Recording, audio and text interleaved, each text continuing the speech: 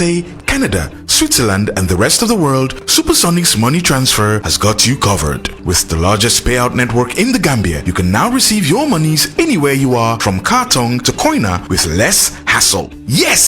You can receive monies from your family and friends in UK, Europe, USA, Canada, Switzerland, and the rest of the world with our safe, secure, fast, and convenient service that offers you the largest selection of payout locations in the Gambia.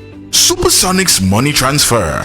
We are currently in 34 African countries and counting, giving you quality money remittance services that are second to none. Visit the Google Play Store or the Apple Store today to download the Supersonic's money transfer app and enjoy excellent money transfer services only with Supersonics.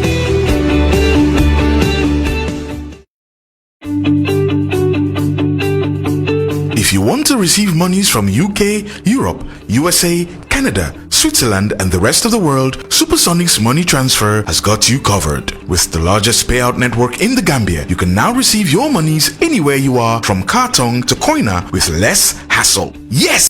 You can receive monies from your family and friends in UK, Europe, USA, Canada, Switzerland, and the rest of the world with our safe, secure, fast, and convenient service that offers you the largest selection of payout locations in the Gambia. Supersonic's money transfer. We are currently in 34 African countries and counting, giving you quality money remittance services that are second to none. Visit the Google Play Store or the Apple Store today to download the Supersonic's money transfer app and enjoy excellent money transfer services only with Supersonics.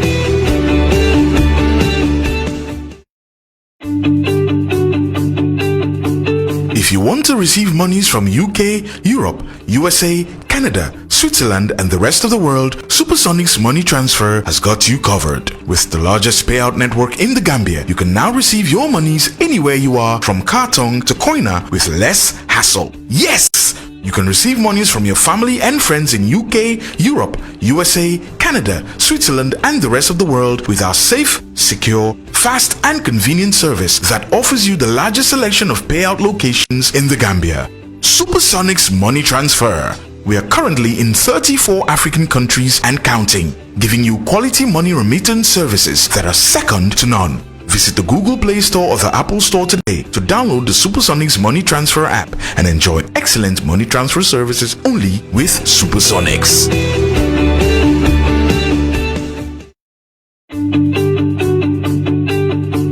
If you want to receive monies from UK, Europe, USA, Bari biba madiari mbakel. Konkoto murkoto le konkoto futo koto purkoto mo. Muto nyati man nin kolko. Sila koto wakata sate koto. Prince Kuyate la mamanta nan entertainment. Wala be mbake la Sénégal jani. TV bi neex na ñoo. Wow. Seen show yi neex na ñoo. Yeah. Seen TV bi rafet na. Wow. Gambian Talents TV. Ñu dem. Nañ seetaan Gambian Talents. Gambian Talents. Dara du côté Gambian Talents. Wow. Nah. Thank you. Hey yo, Gambian Talents. Sen TV. Kala purata ndi. Mbe korontoro kanna. Ala karam fa janni won. Yenyun kora bemba minda kanake Gambia jang. Sato dao da itata jenkamo de kafo kora award. Ama kan ten kunno bankoka. Iko banko nyaton ko minketa Adama Baruti anala numonyo first lady. Fatma baba. Ye nyim ben kere sika ya ditel la ka kenyaton ko. Amadou Kora wo fanam be jele don. Ajaratu Fatu Sonko bakaw. Kora mansa. Ni aje be kumbola tumbum ko to e salon ko dal ko lon sabu. Kora man ke bi fenti. Baraka. Ha. Ngoy batar la beon. Mbeje ko dura ndamu be mele neti. Hey baba. Profit Online Public Broadcasting Network and home of culture and entertainment. At GTP, we bring you the best of Gambian creativity right to your doorsteps. Sell your products and services to millions of Gambians and friends of the Gambia via our online radio, TV, and newspaper. Advertise your business and watch your clientele grow like never before. Our content from the Gambia gets the diaspora hooked up to our screen, whilst those in Gambia love what we bring for them from afar. This gives us a a unique edge and separates us from the rest. If you want to be heard or seen by the world, contact GTP. We tap, nurture, and promote Gambian talents and businesses. Think promotion, think GTP. For all your event coverages, religious gathering, naming ceremonies, weddings, documentaries, music videos, TV and radio commercial, and more. We also do design and print jobs of all types, logos, business cards, brochures, flyers, t-shirts, coffee mugs, banners, billboards, catalogs, and magazines. We also do lamination and projector rentals. We are the first Gambian non-profit online public broadcasting network with over 300,000 active followers across all social media. Contact GTP on 750-3654, 750-3654 or 794-9214, 794-9214, 404-593-6215 or email us at gambiantalents@gmail.com. GTP, the people's power. Welcome to this guest house. Yafatu's guest house. Dama ne jox leen ma seen noppa yéen ñi nga xam ne ni bëgg ngeen a dem Farafanya nag ñu bari den fay bëgg a dem di xalaat ndax am naa mbokk aw ma mbokk fan laay dem dëkk ak fan laa du dem dëkk seen coono jeex na seen xalaat jeex na te si biir Yafatu's guest house ñu ngi leen fa amal li nga xam ne ni moom mooy ko self saala cabinet ñaari cabinet ak saal single room néegi nag nekkul ne la naa jox waaye duñ leen laaj mooy sore naa ñëw indiwaale leen seen yére kase ndaxte yére yi sax foo leen koo def ñu ngi leen ko amal saala cabinet yi bu nekkaa nga am lal bu saal bi ñu ngi ko defar ba mu yaaña toogu yi nekk fa télé bi nekk fa channel bi nekk fa channel bu la neex ngay cuun waaye nag amuñ si loolu rek yéen ñi nga xam ne yéenay dem ak seen famille ak seen njaboot benn nit wala ñaari nit ñu ngi leen fa amal waañ yu baax waañ yu yaaña bagage yi waañ yëpp ñu ngi fa yow yaay xool loo bëgg a tooga rek nga teg si gaz bi daal di taal tooga lekka sa xol sedda léegi tamit nag amal lañ leen lii di AC ak ñu nga xam ne fan rek lañ am waaye amuñ si loolu rek ñu ngi leen amal fu nga xam ne foofu ngeen di toog ngeen fiixlu seen xel dal ñu ngi leen amal ndox ak courant 24 hours amuñ si loolu rek njëg bi yomb ba bëgg a dee fu ñu nekk nag neex a xam ba bëgg a dee si gannaaw gaaraas si base bi foofu sa Farafanya lu néew rek ngay dox am si marché bi jënd loo bëgg delluwaat sa kër ak Yafatu's guest house mun nga noo jokkoo ñun si 790 1355 3530 489 email si ombay7843@gmail.com si Yafatu's guest house soo leen fa demee dinañ leen jox customer care service bu baax seen xolay sedda ba ni ngeen fay jógee Yafatu's guest house lii leen amal yéen ñuy dem Farafanya saay boo leen tëddee nelaw leen ndaxte Yafatu's guest house génne na seen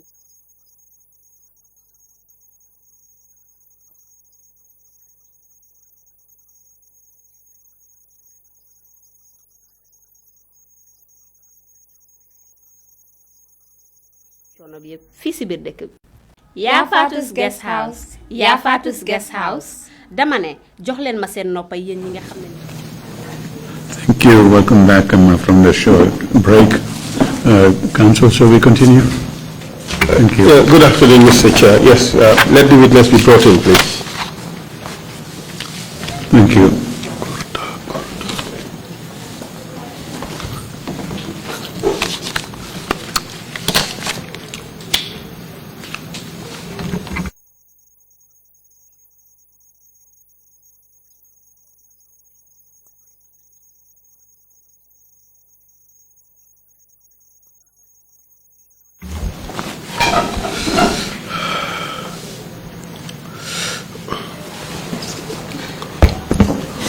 Welcome back, General. Bismillah, General.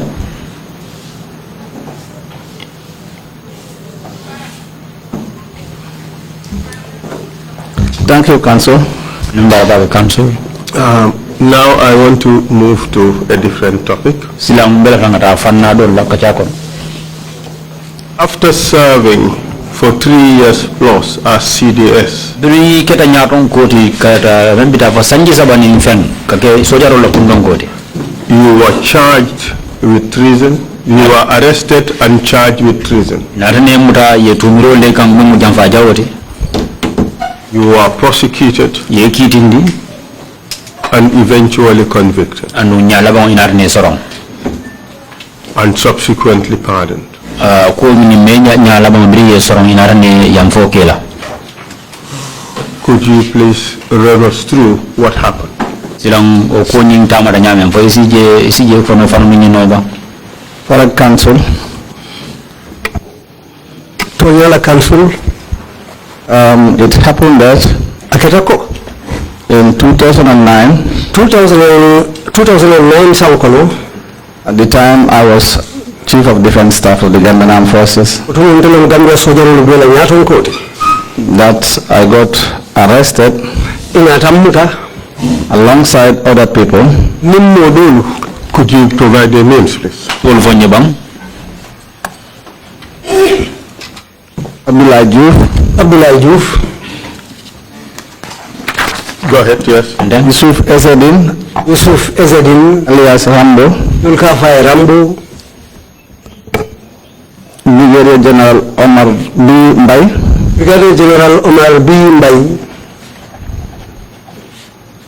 Yes, go ahead. Major Lamin Baji. Lamin Bo Baji.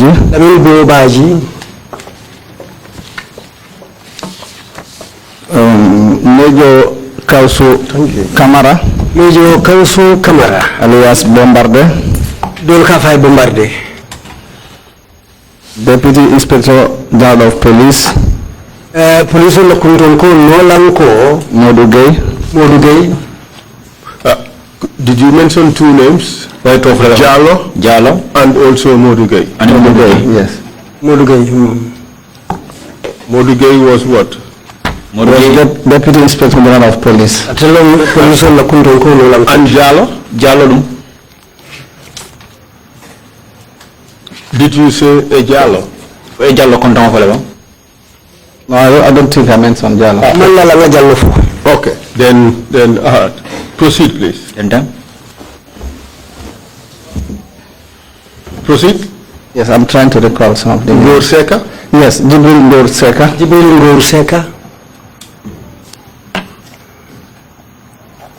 Proceed. And so can I be guided? I'm forgetting other names. Yes, those I believe those were the people, according to this report. Ultimately, some two people did not come to trial. No, one person. One person. No killing. In fact, the person was present in the early stage of the trial. So, like I said, myself, alongside those names I've mentioned, got arrested in respect of an alleged coup against the President of the Republic, who then was Yahya Jammeh. I was at a football match. Soldiers went to my house, first in the one in Kololi. I was not found there, and they proceeded to the one in Busubi.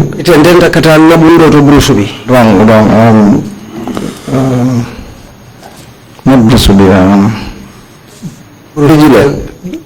Bijilo. They proceeded to my house in Bijilo, and I was not found there. I then received a call from my wife in Kololi that soldiers came there in two vehicles, fully armed. And when they arrived in my house in Bijilo, that wife also called me to inform me. Then I was in Serekunda East Football back. I was with a close friend, Ibrahim Jalo. When I received the information, I told my wife that I was coming to the house to meet them. My car was blocked by other spectators. I left it with my friend whom I was with at the time, Ibrahim Jalo. I chartered a taxi and returned back to my house in Bijilo. It was that very day that my wife returned from her trip to the United States. The time she arrived in the house, the soldiers were already there as well. But hence they didn't find me in. They left 2 plain clothes around. As I arrived back in the house, they approached me and explained that they've come to arrest me. But they suggested that they will call their colleagues that they will arrive with the vehicle. And that happened. Then I was put in the car. Could you tell us the soldiers that came to arrest you? Actually, the soldiers that came, mostly they were junglers. And they were very junior ranks. And I could not recognize them facially. And I don't know them by names. But I could recall 2 people. I could recall the presence of Bora Koli. And I could recall the presence of Sol Baji. And these were all junglers? Yes, the ones who came, they were all junglers because they were armed and dressed up in jungler uniform, which was black.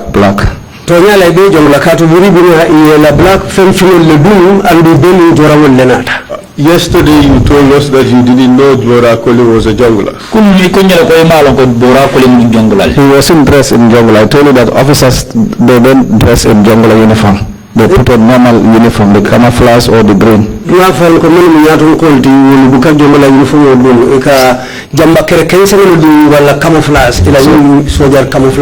worked under me before at the State House. So of course I was able to know him. But nonetheless he was a jungler. At the time I was at the State House, he wasn't. But by the time he came to arrest you, you could confirm that this person was a jungler.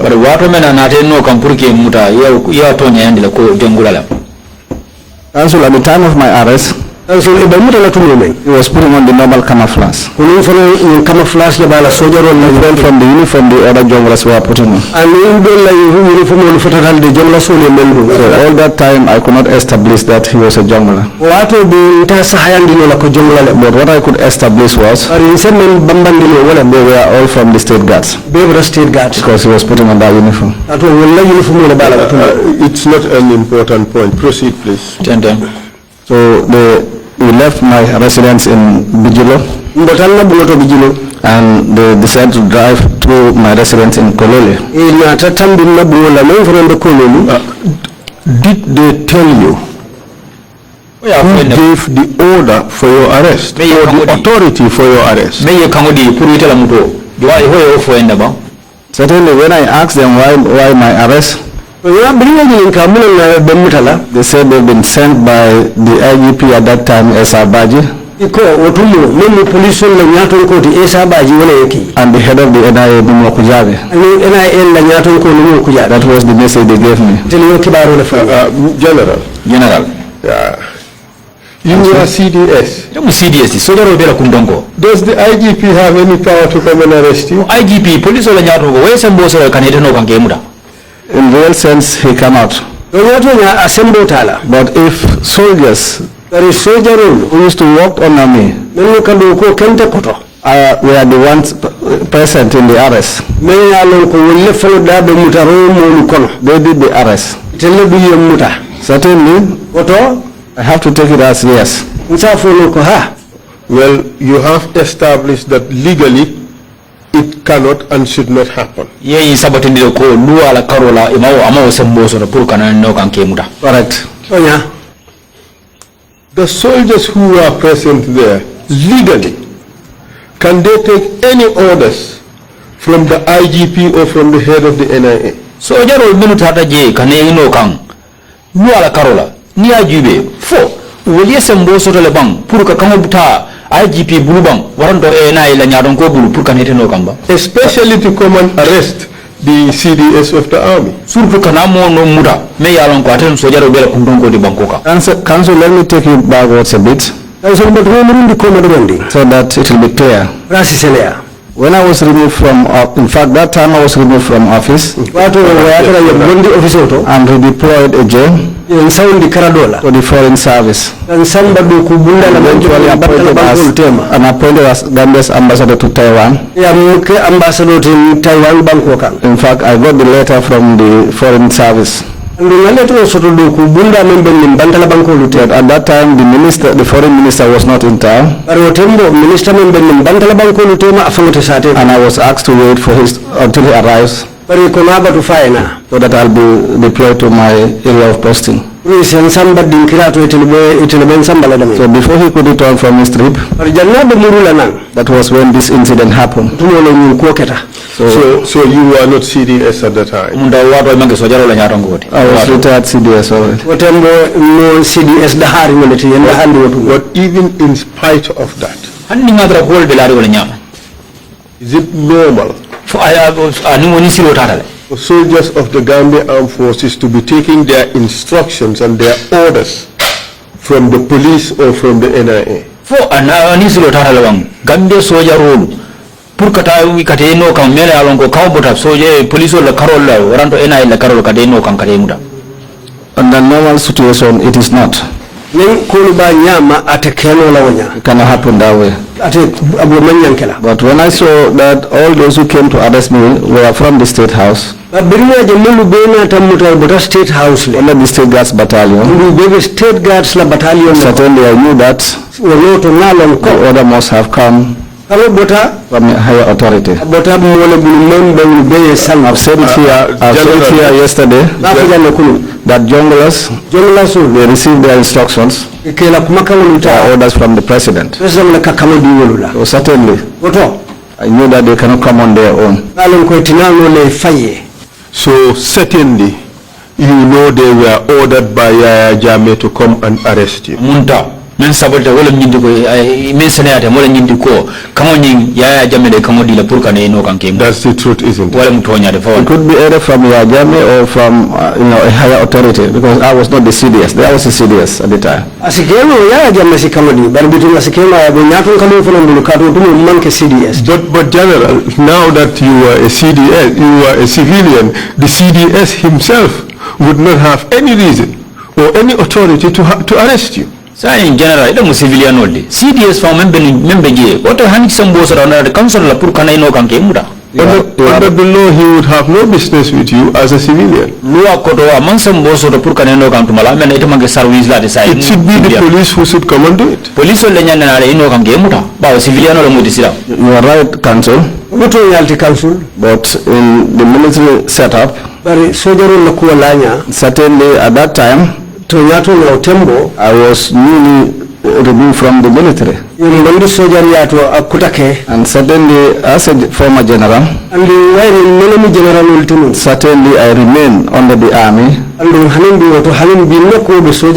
whereby operationally, certainly they could call on me. So seeing them, I could not resist, because I know that at the end of the day, reasons will be given why I was arrested. General, you told us that these junglers did not take their instructions from the CDS. In fact, to recall your testimony offhead, you said to this commission, there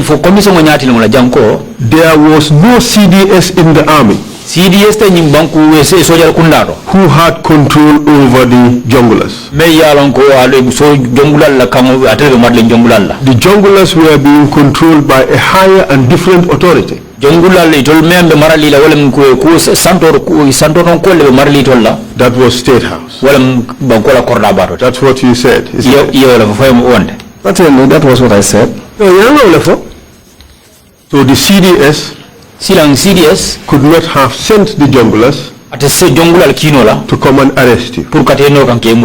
So only one person could have sent the junglers to come and arrest you. And that person was Yaya Jammeh. True or false? Council, yes, I said that the president gives instructions and directives to the junglers. Council but I saw senior officers also in the passing of Bora Koli and Suleiman Baji. We are also serving at the State Guards Battalion. But General, in all honesty, this is a simple point, and let's deal with it quickly. Yaya Jammeh ordered your arrest. That is the truth. That is the plain truth. It's the plain and naked truth. Accept it and we move on. And so I think if you allow me, I will reach there. I think there is time for every action. And of course, my knowledge also came at a time. So that is why you should allow me to learn. When I reach there, we know who sanctioned for my arrest. Well, you know who sanctioned your arrest. Just tell us. You don't have to go through a process of discovery. You know that X person ordered your arrest. Tell us who ordered your arrest.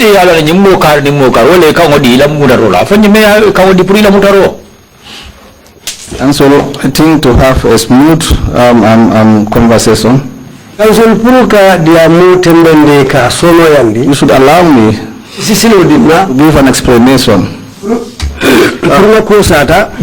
so that my information will flow. If I should be interrupted, go ahead. If I should be interrupted, I might lose track of the sequence of events. Fair enough. Go ahead and give the explanation that you want to give. So, I was taken away that evening towards night.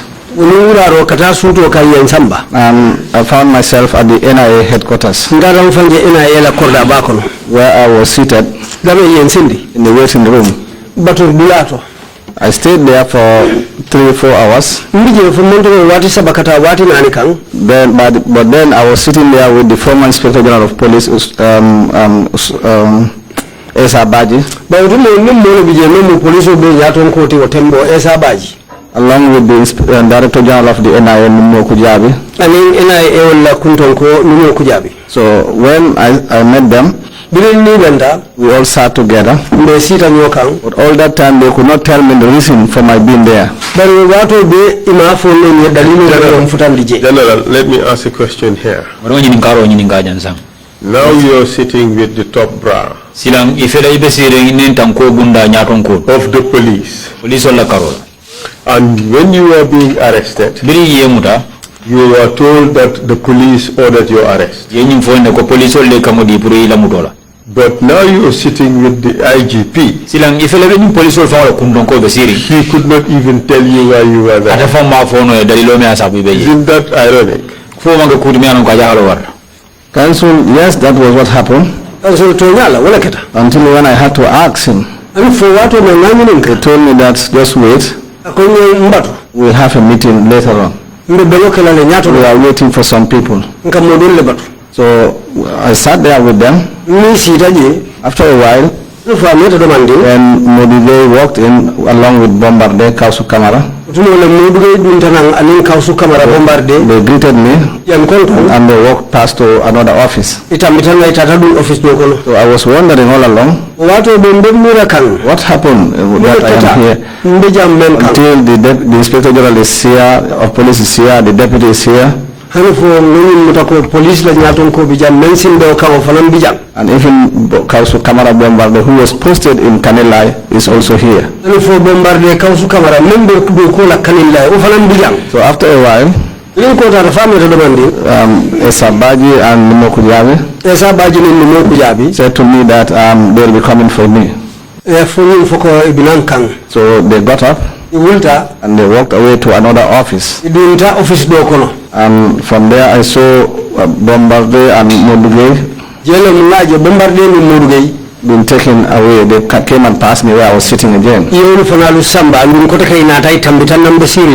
came up to after midnight, around 1 a.m. Then I was called. Then I followed and then saw myself in a conference room. In which premises? In the NIA headquarters. So in the conference room, I met a panel who broke the news to me that my arrest was as a result of a planned coup that I was involved in. I denied the allegation, and there they gave me a form to make my statement. But in that process, they asked me if I knew who Rui Jabi Gassama was.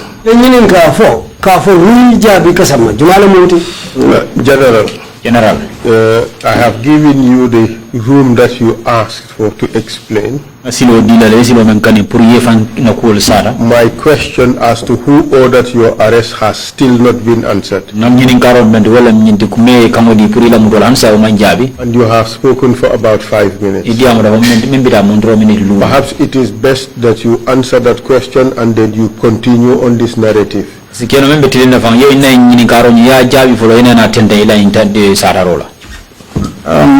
Council, this is why I said just allow me time. If I am to follow the sequence of events, suddenly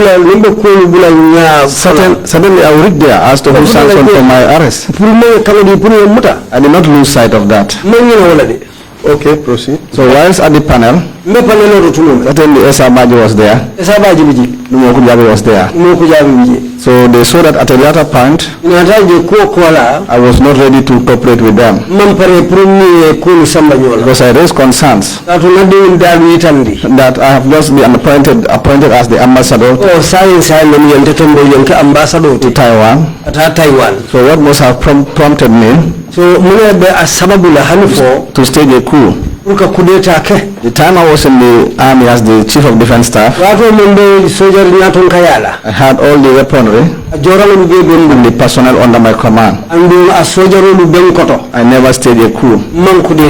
I told them when the president was in Mauritania, there was a planned coup against him. I foiled the coup when the president was not in town. If I had wanted, at that time I could have been president. It was when Baji reacted. I said to me, sir, we have been given information, and the president sanctioned this panel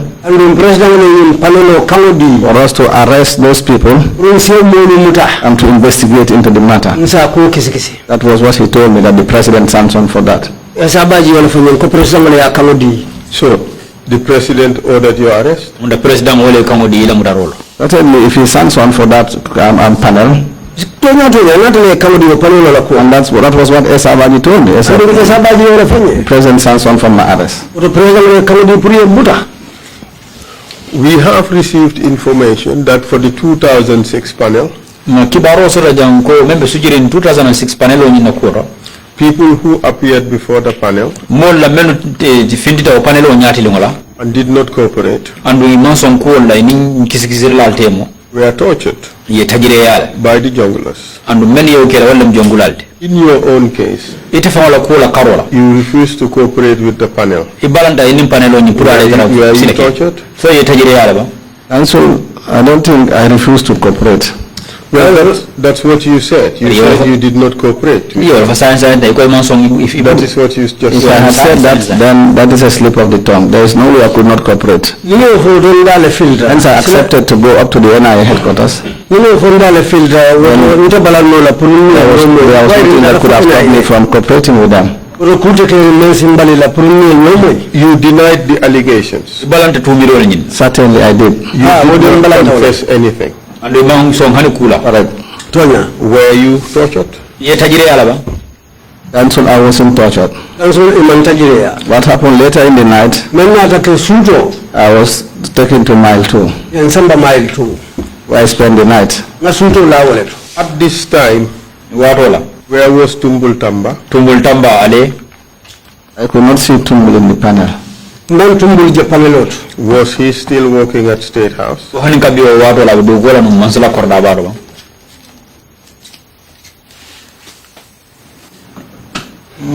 I cannot remember whether or not if Tumbul was alive that time. How about Musa Jame? Musa Jame was one time he was dismissed from the army. So I may not remember whether at the time of my arrest he was brought back. I cannot remember that. I don't want to speculate.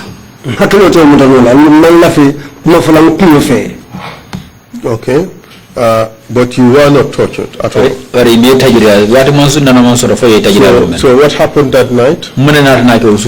Like I said, I was taken back to mile 2. Where I spent the night. The following day, I was brought back to the panel. At this stage, when you were taken to mile 2, were you showed any warrant of arrest? No, Council, I wasn't. Was that lawful? Certainly, it wasn't. In 2006, it was the same thing that was done. 2006 There were no warrants of arrest showed to anybody. True or false? True, Council. That too was unlawful. But Council, but I want to bring one notice to your attention. In the military, certainly up to that time, the soldiers, we in the military, we are not conversant with the law. We deem it fitting that an arrest warrant must be needed for somebody even who was suspected to be committing an offense. So that was why I did not even think about that. Because already I was a suspect. That was why I was arrested. So I wouldn't ask for an arrest warrant. This is not about you asking for an arrest warrant. This is about a procedure of law that was not respected. And you clearly said that in your case it was unlawful. Equally, in the case of the 1996 guys, it was also unlawful.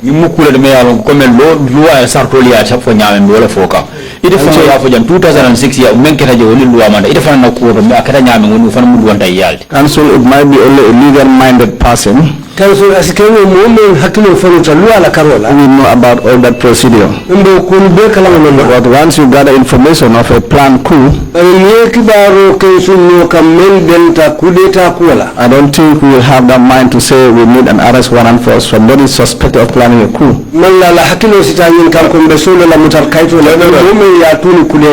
General, do you agree that ignorance of the law is no excuse? General, isn't the nyumale kafo ko ma long luala karola yang fateor.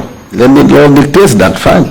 But I was not aware of that. That's why I said that was what all those arrests made. Even my own arrest, there was no warrant shown. The thing is, you accepted that your own arrest was unlawful because there was no warrant, didn't you?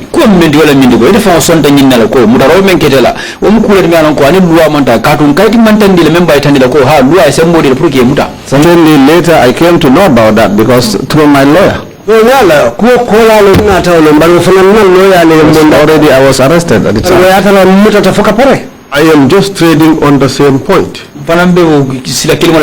That equally, the arrest of those for the 2006 coup d'etat without warrant, that arrest too was unlawful. 2006 mol fana muta 2006 coup d'etat bayro ngina ko ol fana du kayti mentande ko luwale se modi pour que muta. Council, I don't think I will need to dilate on that with you. Council, if the law dictates so, then let it be. But if it dictates so in your case, it therefore dictates so for their case. In whatever case, if that is what the law dictates, I accept it. Thank you very much. When you were taken to Mile 2, did they show Mile 2 prisons any paper which ordered or authorized your detention or admission into the prison?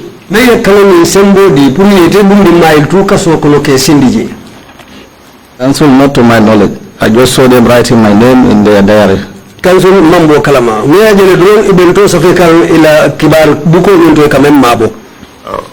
Those you ordered to be arrested in 2006, they were taken to Mile 2, were they not? They have said it here, that they were taken there. Did you issue or obtain any paper which authorized their admission into Mile 2?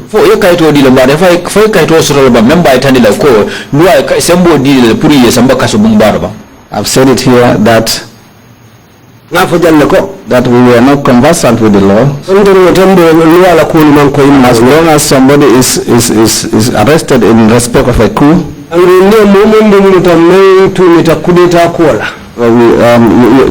are under investigation. So we did not see the need for a paper. But however, the prison staffs, they certainly know that they cannot keep anybody without a warrant. And they never ask for that. Well, the prison staff, they have appeared here and they said they were always under intimidation of the military boys who came there and brought people. Kasolanko do kula nara janne sedan do ko itol wato be itol ka itol sojaro menu kana je itol katra wolle kan wolle ke dabule la do ko kono ile. That might be their own version, but when I was taken to Mile 2 and detained eventually, nobody intimidated them. But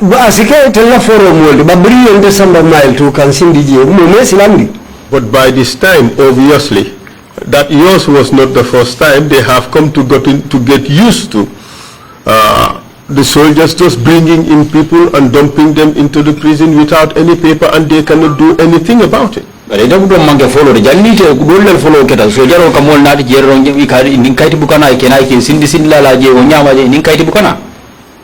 I will advise that you can take the statement of the prison wardens who were here and they told you everything.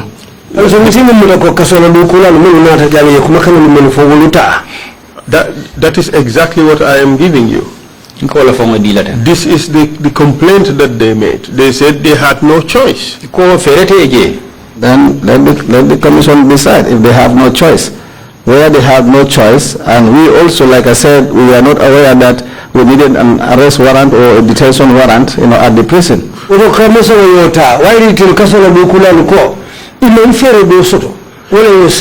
But between silang ayanta kala wala nya mantul fanalo tummo ko na funu min man ku sahar min luwa ni karawla. Wouldn't it be shocking, General, that the government is not aware of its own rules, the rules that the government has put in place? Oh, nyinte kela ndi kuya ko de ko masakuda men fa be kere nu ila sartol tamandri bulol ila nyana bulala men no woro do fa yemo sartol mo le long. And so I can say that you are more legally minded than I, so you can make a decision on that. General, I'm bringing out these points General me fanna fin natikan nyailo men kam to show the violation of your rights. Aitandi nyanta tinyal men late kam. But equally, hanin kabi those violations of your rights o nyanta tinyal men ketela are a result of a system, a way of doing things, a culture of violation of the law. And it is that same culture of violation of laws that produce egregious violations of the rights of another group. The 2006 group. So what we have is a system of continuous violations of the rights of people who come within the system.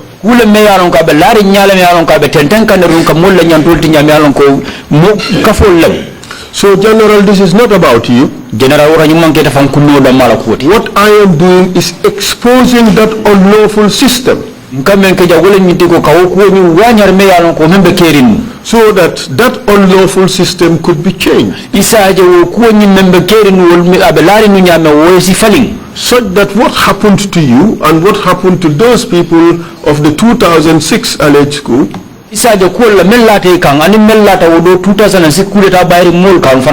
would not happen again. This is the reason for this exercise. We bring out the violations. So let's move on. Were you taken before a judge? And so we are in mile 2. And so in the mile 2, or close to, if my memory serves me right, close to 3 weeks, without appearing before a judge. Are you aware that that is unlawful? Certainly, like I said, I was soon conversant with the law. I don't even know how many weeks or days or months it takes for a detained person to appear before the law. That was not part of our job. That was why we are not conversant with such.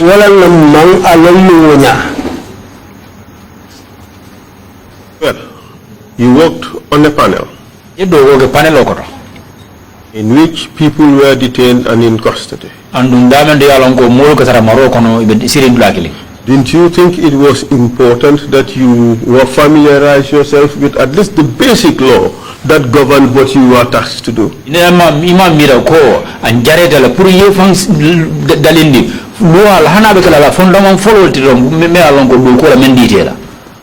Council, in this country, the military has its role.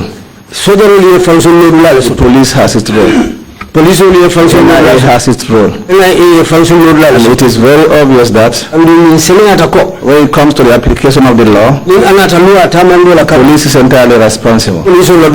So hence there were senior police officers, even the IGP. Certainly I would have expected them to advise us on the side of the law. So on this occasion, the system failed you. True or false? It is now I'm realizing that. But the system failed you. That's what I mean. It's now I'm realizing that I didn't know that there was a period that I needed to be detained or appear before a lawyer. Sangu ndo fahamu kangu watambo de malom barisanga kweta mako wichele bekeri wichele mmanya natambula imalombi kititela nyati. So you accept your right to be presented before a lawyer, before a judge within 72 hours were violated. Isondo nyinna ko nyanto ila nyanto me yalon ko nyanna dile la pure nyanne sambala kititela nyati mo jandi mo to tawora wala ni lulu o tinyata. Certainly afterwards I was able to know that. Equally, for those of 2006, their right to be presented before a judge or a magistrate within the 72-hour period was violated. Haninka bi 2006 kafu grupo nyi mol nyi fana yemenu muta ko nyanne sambala kititela santonko waranta dumalanko magistrate waranta jojo o fana yoti nyala kato me samba kititela nyata ngo membira fu muto tawora wala ni lulu o fana tinyata. Certainly, if my rights were violated, certainly theirs too was violated. But like I said, hence we are not conversant with the law. There was no way we could have applied that. We know you have said that. We don't have to repeat it with regards to every violation. We take it that you have said that.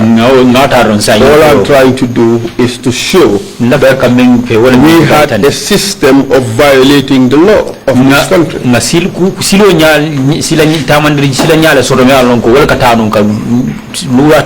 That is what I'm trying to do now. Council, that is why this commission is formed. So if you are able to detect that, I think that is a plus for the commission. Thank you very much. So let's go through the process of identifying these things. You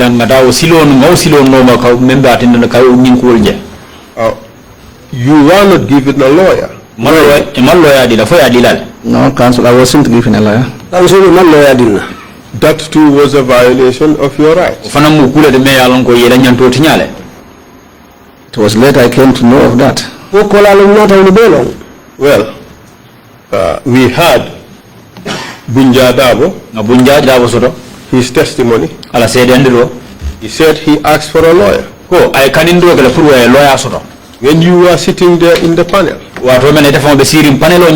he was denied a lawyer. That was unlawful. And so I will say Bunja didn't speak the truth. Anybody who was taken before a panel accused of a coup do not have the mind to request for a lawyer. Bunja said so. That is not true. Otherwise, I would, if I'm telling you what our perception was. Your mind will not go to thinking to get a lawyer. He says his mind went to that.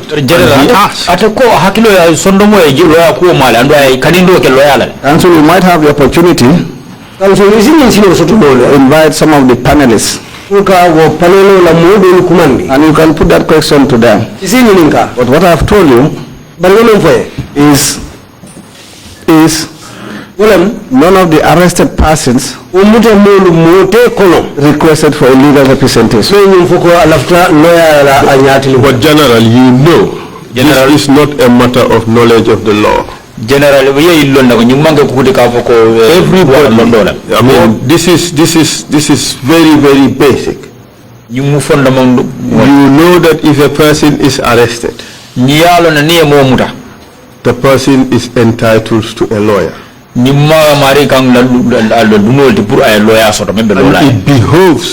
it behoves the state to give the person the opportunity to have a lawyer. That is very basic. Is that not true? And so that is not true. These people seated here, Ask them how many of them knows that when you are detained, you need the service of a lawyer. I said that this is very basic. This is basic. You know it because you are legally minded. But somebody who is not legally minded may not know, as like you. But General, we are not talking about the ordinary citizens. We are talking about the state. That group that sat there, it represented the state.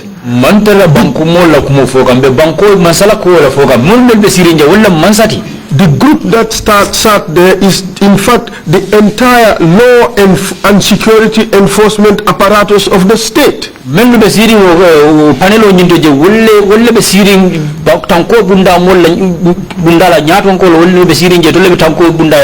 That apparatus, unlike the ordinary citizen, the ordinary Joe who walks about the street, cannot plead ignorance of the law. The state cannot plead ignorance of the law.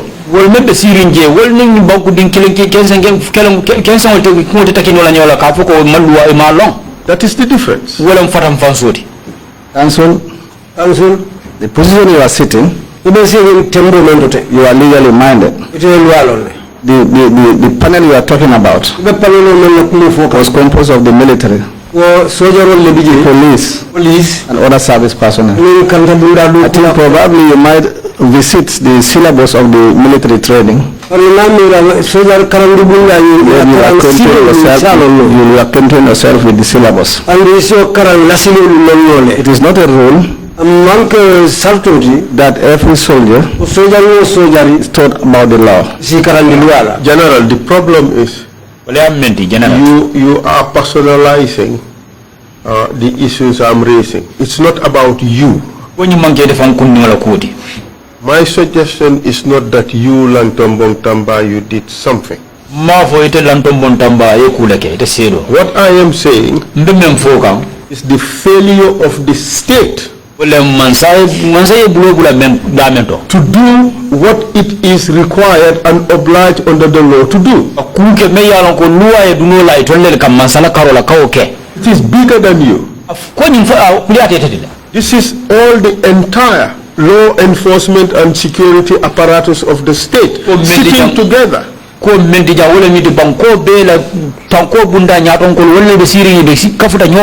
And it deliberately violated the rights of Gambian citizens. Like they have violated yours. This is what we are talking about. And so I am seated here. Then ask me questions that will concern me as a former serving member of the military. That is what we are doing. What we are saying is you sat there as CDS together with heads of the police, together with heads of the NIA, without any regard to the laws of this country.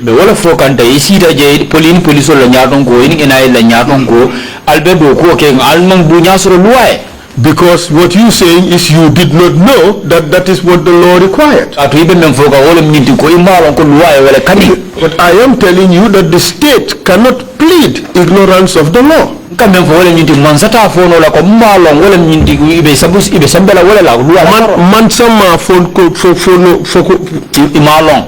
Mansa can say that he didn't know the law. So who was Mansa in this context? Mansa Kunda was this institution that was put together. You represented Mansa Kunda. The panel represented Mansa Kunda.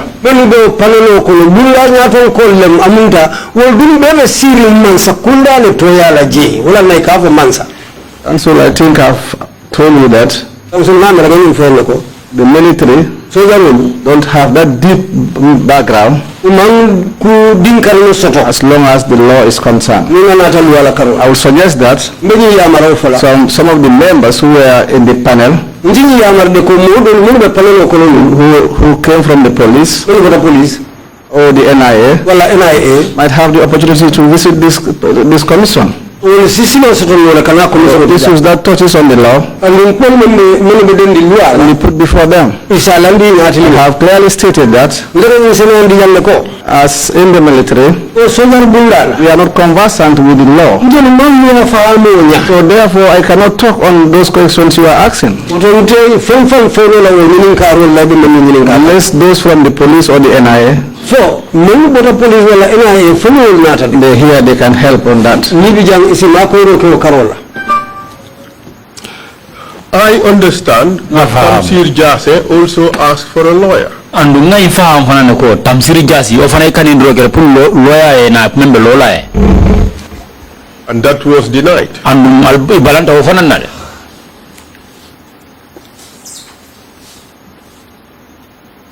Let's move on. As well, I've said it here. So even if Tamsir says that, I've already given a response to that. And General, did he mention that in his statement? Because it's very important that he mentions in his statement that he requested for a legal representation and he was given. General. So I'm trying to raise an issue, so that the commission can take note of that. If he says that he requested, the evidence that I bring before this commission should not be based on the statement of one single witness. Okay, I base my everything on the body of evidence that is in our possession. What we do is we put out the issues to the person and give the witness the opportunity to respond to it. If you cannot remember that happened, or you do not accept that it happened, or you agree that it happened, just tell us. All right. And what we are trying to do here is that this country has laws, and we want to be a country ruled by the law, and not a country that is just ruled by men doing whatever they wanted.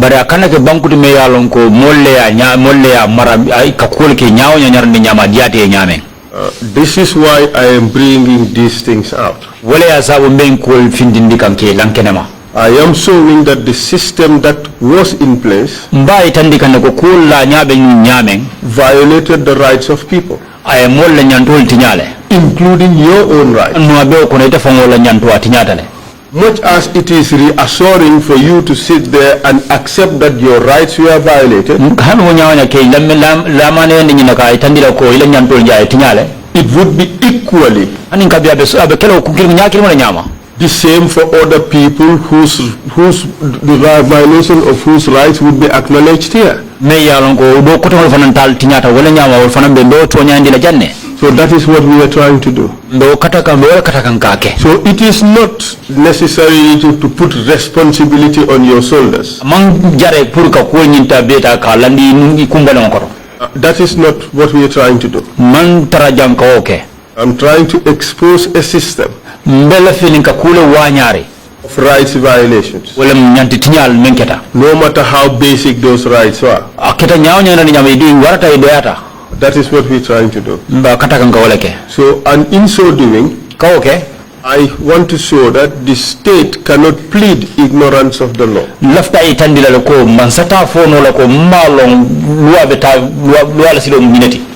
Okay, so let's proceed. And so, if you say the state cannot plead the ignorance of the law, like I said, that is why this commission is here. Those wrongs can be put to the state. It's not for me, to put that to the state. In fact, that was why I told you At that time, I never knew. Now that I heard it from you, because I was not legally minded. Yes, so I know that the state has failed in that area. Thank you very much. I think the issue could have been over long since if you had just acknowledged that, well, you know that the state has failed in that area, and then we proceed.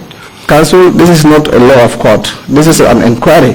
We cannot all the time be having answers of yes or no. I'm allowed to dilate further. Instead of yes or no. But General, definitely you cannot say that you have not been given the opportunity to answer questions. General, you have been given ample opportunity. Some questions just require yes or no. And so you will agree with me, those that require yes or no, I've been saying that. Those that I feel need further explanation, I do that too. Let us proceed.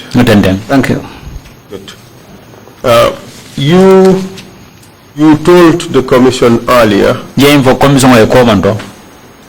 that you were never tortured. That is the fact. And there was an instance where you were to be tortured. You were not tortured, but you had to go back and pretend that you were tortured.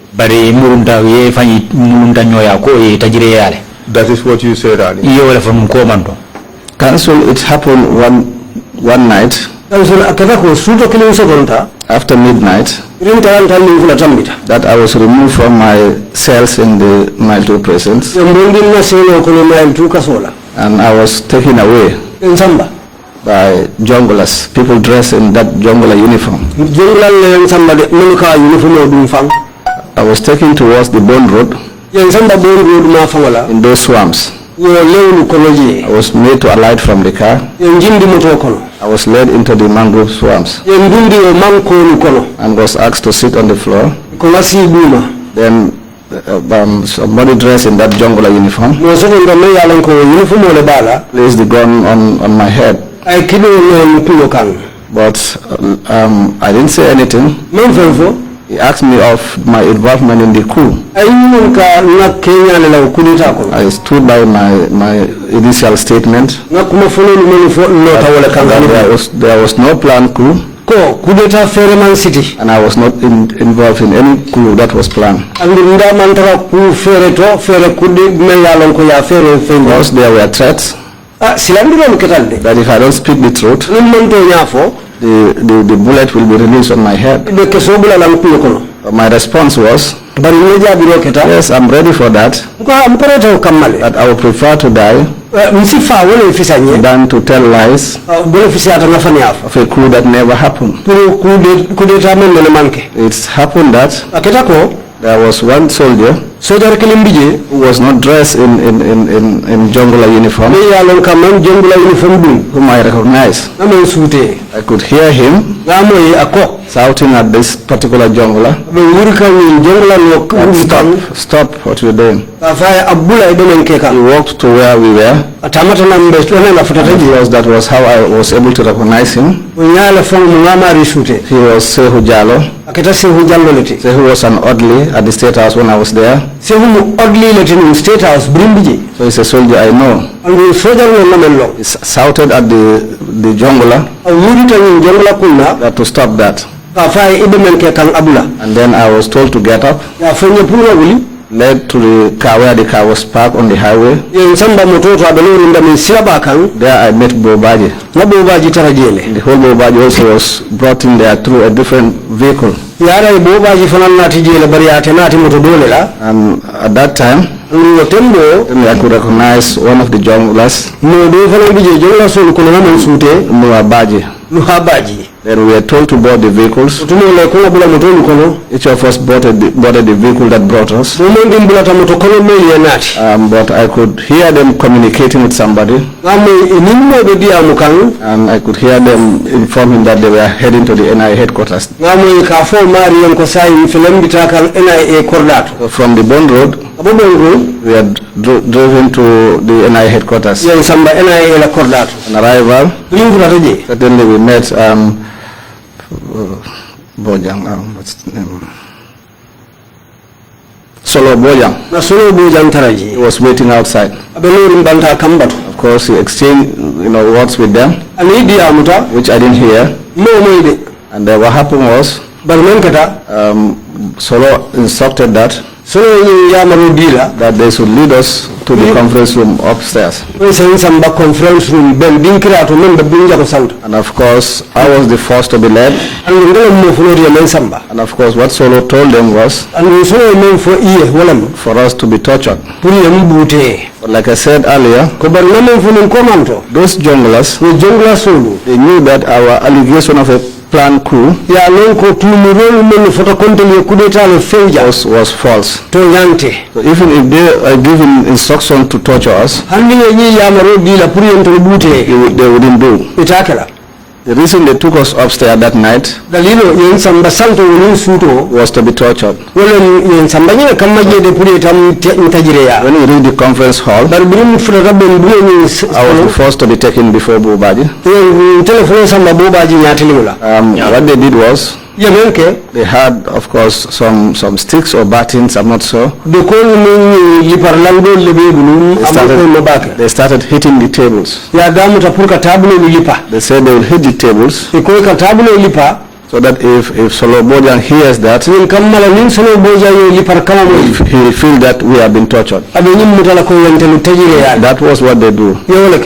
And before we left, those junglers advised us that when we are coming down the stairs, we should be limping as if we suffered that torture. And of course, they don't want Solo to notice that we are walking normal, meaning that nothing was done to us. So certainly we complied. When we were getting down the stairs, walking towards our vehicle, we were limping. And certainly when we reached the mile, after they took us back to the Mile 2 prison, that was the same impression we saw there. As if we were tortured. That was why in the cell number 1 where I stayed, all that I pretended that we have been tortured. So my colleagues there, I had certain file before this commission that I was being tortured seriously. It was as a result of this. I also had the prison officers say that I was tortured to the extent that I couldn't walk. I want to set on record the fact that they might have made a mistake. That wasn't me. There was no particular time that I was tortured that I could not walk. I had their testimony right away that it was a mistake from them. So we were brought back to the prison. So there we stayed. I even pretended I'm getting some treatment, such as massage. But in real sense, I was never tortured. Quite an interesting story.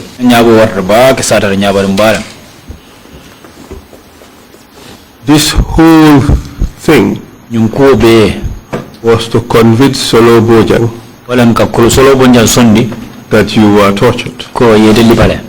Certainly, because otherwise he'll be mad with the junglers. But he gave them instructions and they didn't carry them out. It was the junglers themselves who advised us to adapt that working style. When you left mile 2, when you left the NIA and arrived at mile 2, Yes, Solo Bojang was convinced that you were tortured, correct? Solo Bojang was not at mile 2. No, I'm saying the NIA downstairs. Yes. So you left NIA adopting a posture of people who were already tortured, correct? That is correct. At that stage, did Solo appear convinced that you were tortured? That is what I want to believe. Because he never asked them again. Just told them to put us in the car and take us back. Let me finish. So up to the time you arrived at mile 2, your mission of bamboozling Solo was accomplished.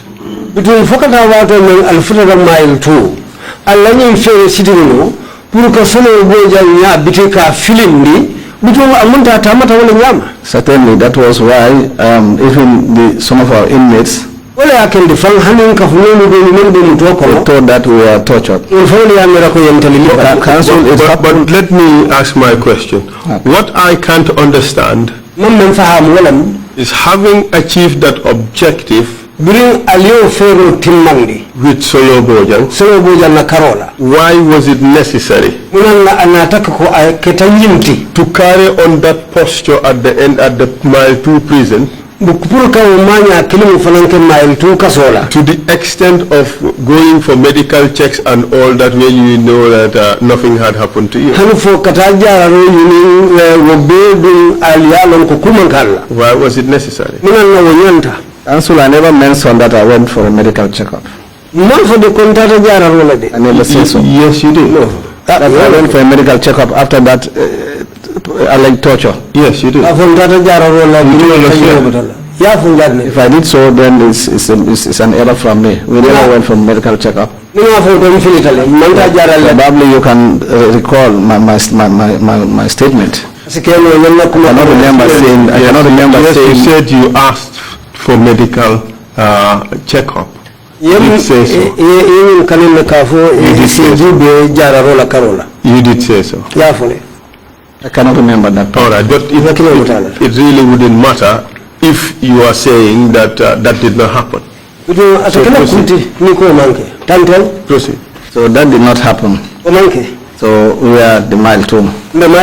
And one day, I was removed from my cell.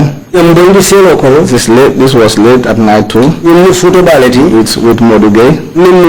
2 of us were taken to the NIA with the purpose of to torture us. But the same trend followed. The junglers briefed us that they will not touch us. And they advised that that they'll be hitting the table as usual. Because Solo was downstairs that day too. So that Solo will feel that we have been tortured. And that was what they did. General Mudigay, in his statement, has confirmed that. But can you read Modugay's statement again? I could remember Modugay saying that there was a day he was tortured. Yes. But another day he was taken with me. Yes. We were not tortured. Yes. If you bring the Quran, I can swear we were never tortured. But that day, I am telling you that Mudigay confirmed exactly what you have said. okay. But like you have said, on other days he was tortured. Those days I didn't go along with him. So I cannot speak on that. I've said here that one day I was taken there with Bobaji from the Bond Road area. The same thing happened, they were hitting the tables. Those junglers, they knew that the allegation against us was why they were not cooperating with them to talk. Thank you very much, General. you would agree that the system in place had an arrangement to have you tortured. True or false? So certainly that was why we are taken to the Bond Road area. You could just say no. And I think I have confirmed that already. And that the purpose was to kill us that day even. Through Sehu Jallo's intervention, that it was averted. Exactly. And of course, we were brought, I said that again, we were brought to the NIA with the sole purpose of torturing us. I have answered that. General, you have said all that. So if I ask you the simple question, that the system was organized in a way that you were to be tortured, you could simply say yes. You didn't have to repeat everything else that you have said before. Please cooperate with me in that way so we can make progress. Council, I fully cooperated with you. Okay, now I am aware that this is not a court proceeding. This is an investigation. I know in a court procedure, most of the answers have to be yes or no. But in such a situation, I have to give an explanation so that the commissioners have a detailed aspect. General, if you want to play it that way, by all means indulge yourself. It does not help anybody. It's just a pure waste of our time, and it's not necessary. But I will indulge you because I want you to be satisfied that you have said what you want to say. But in the process, you will realize the futility of this approach. But let's go ahead. The system was designed in a way that you were to be tortured. You were sent to Bond Road. You were sent to the NIA to be tortured. Is that true or that is false? I think that is what I already explained, Council. It is true. Council, I have given a detailed explanation of what happened. Council, the reason why they took us there is to torture us. So it's obvious. So why are you therefore unable to accept that the system was designed for you to go and be tortured? Why are you having a problem accepting that? Council, I believe that is for you to draw conclusions from what I have said. General, we are asking you from what you experienced, the system that was in place was included to take you to places and have you tortured. And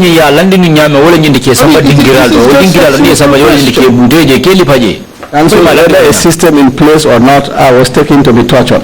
Thank you very much. That was what I said. Thank you very much. Thank you very much. And that system in place came from people who worked at State House. Correct? Then it was coordinated by Solo Bojan. State House. And these were people who took their instructions from Yaya Jammeh. That's what you said before. True or false? Yes, before I said that. Perfect. And it is this same system that obtained in 2006. The same group of people, not necessarily the same individuals, but this same unit was the unit that was responsible for taking people out of Mile 2, people who were accused of treason, and torturing them at the NIA.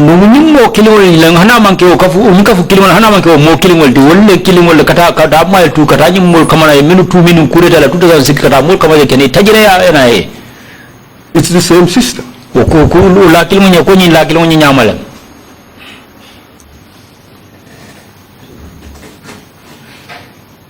I will take that to be a yes, Mr. Chairman. No, already responded to that.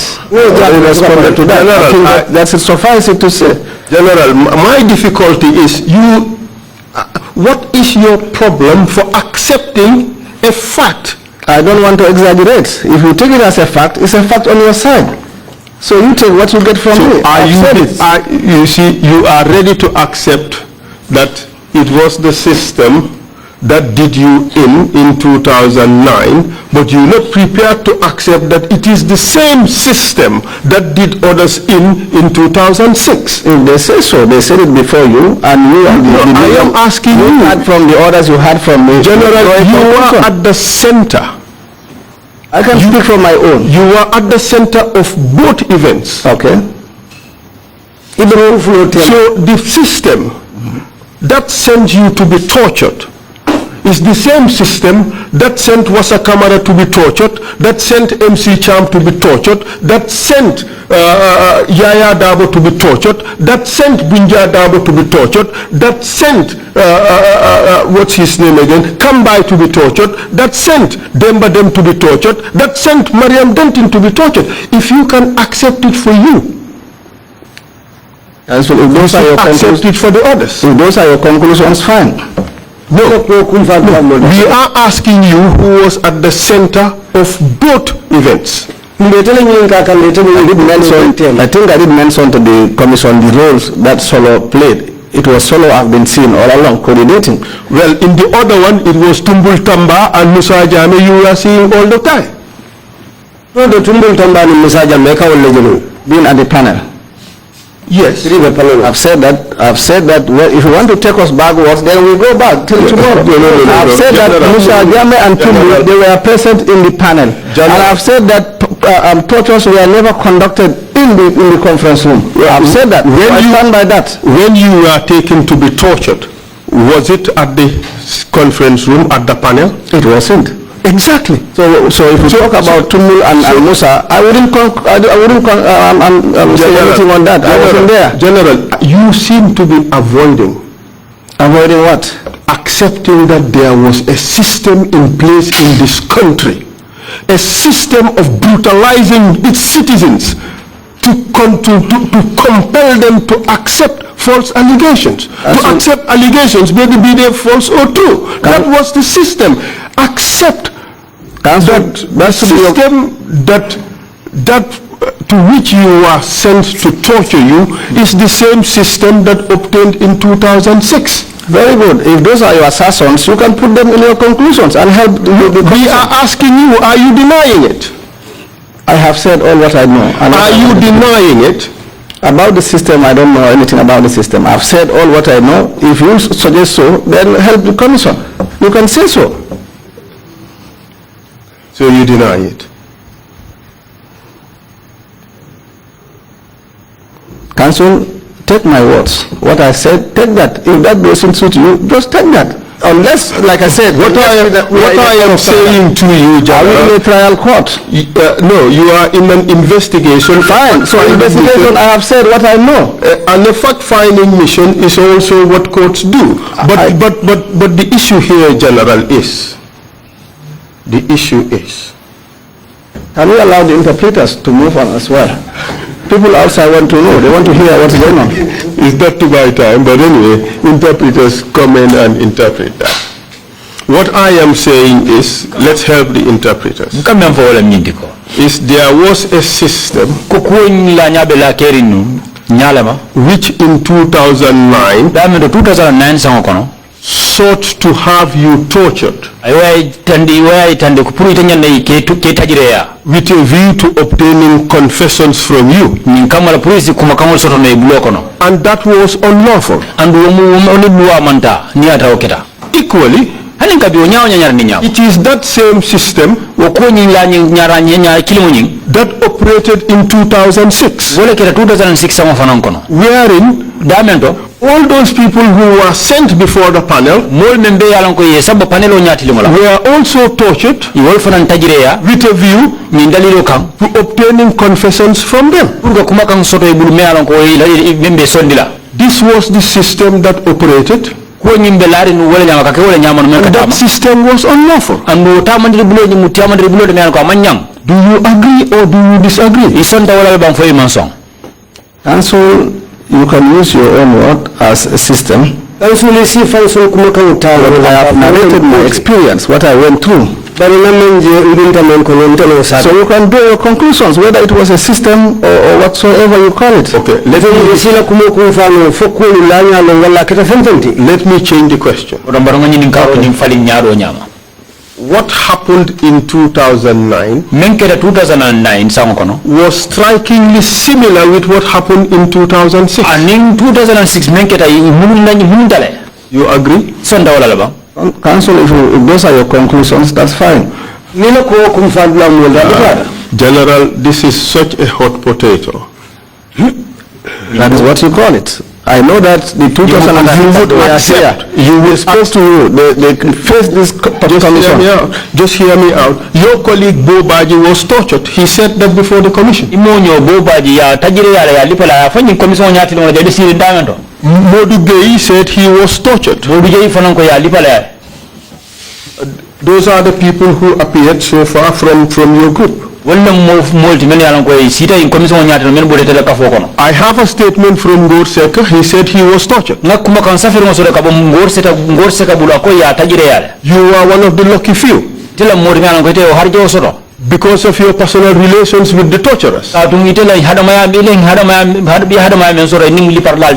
Isn't that the truth? Chairman, I have an objection. I believe if those people sit here and make those statements, let him take it from them. If I sit here and make a statement, let him take it from me. It is not for me to decide whether those people, what they said is true or wrong. But I am saying what I know, that I was in torture. And that is the truth, and nothing but the truth. General, why is council insisting on that, bringing comparison those that were tortured, Bobadi and the others, and that I was not tortured, to make a comparison? So if you don't want to take my assertion, then why am I here? Why am I called here? And I know that this is not a court of law. It's an investigation. So why is it that council is not ready to take what I say? Wants me to blame a particular person or system or whatsoever. That is not why I am here. I'm here to speak of what I know. At the end of the day, it is this commission that will make a recommendation and a ruling. You would have heard from what Bo and the others said. You would have heard what I said. Then you can read between the lines and make your conclusion. But for council to insist, for me to say a particular issue, or to accept, I don't think that is why I am here. Thank you. The commission has heard the views expressed. We are going to make our conclusions. We proceed, please. Thank you. Thank you very much, Mr. Chairman. Perhaps, okay, I'll just move on to another point.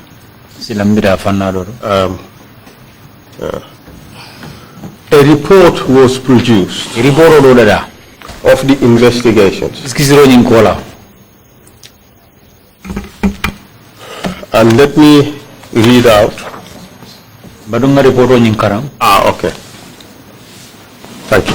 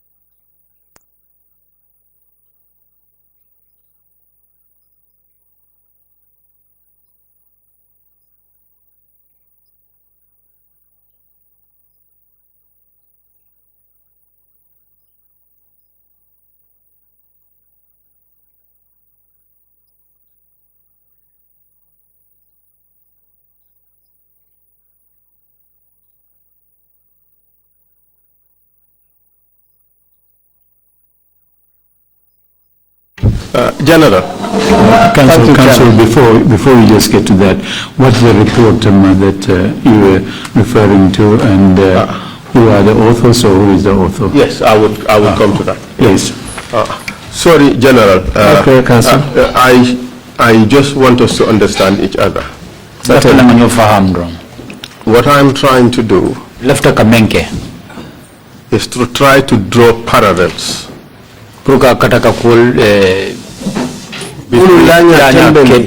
between 2006 and 2009. Well, in 2006 and 2019, right? And we have to be honest enough and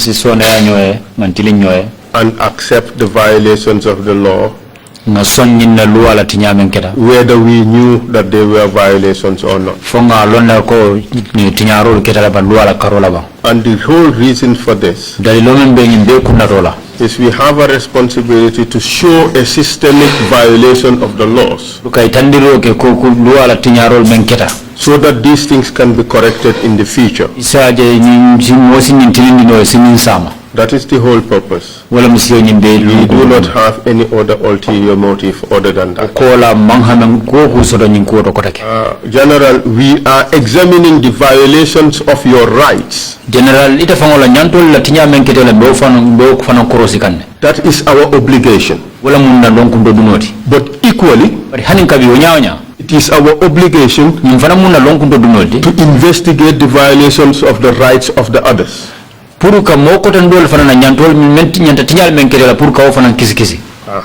I am trying to show that what is good for the goose, in this case, is also good for the gander.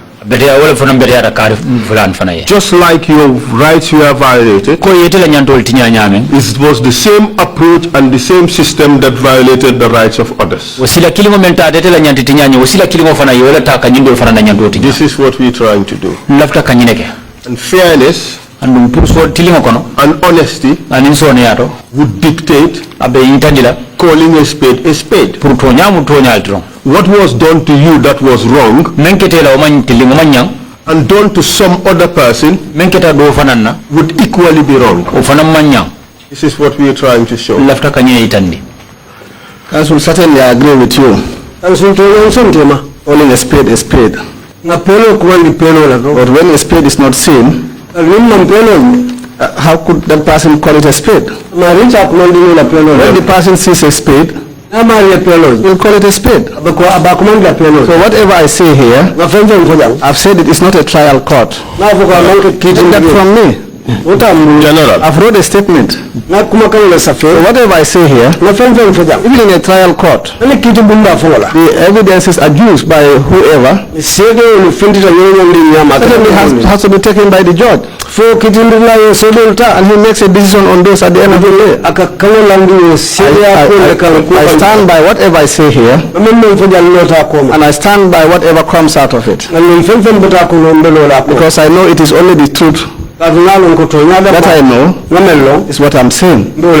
Okay, General, thank you very much. And it's only the truth that we're seeking for. No, nothing else.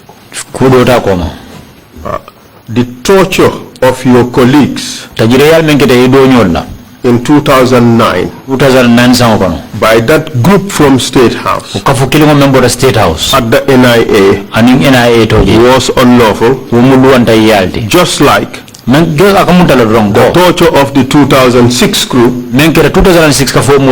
by the people from State House at the NIA was unlawful. Well, fortunately, according to you, you were spared. Just like Ja was spared. So the system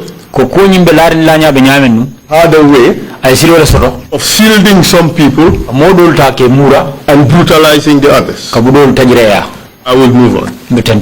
So I disagree with you with that assertion. To say that the system has other people and brutalizing the others. Those that conduct this, whatsoever you call brutalizing witnesses. It doesn't follow that all the time it was the same people that comes. Probably the people who got me out that day might be different from those that got other people those days.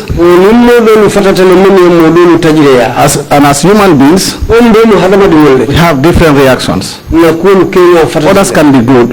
Others can be bad. But if I tell you that I was never tortured, and that from me, I don't think that should be an issue.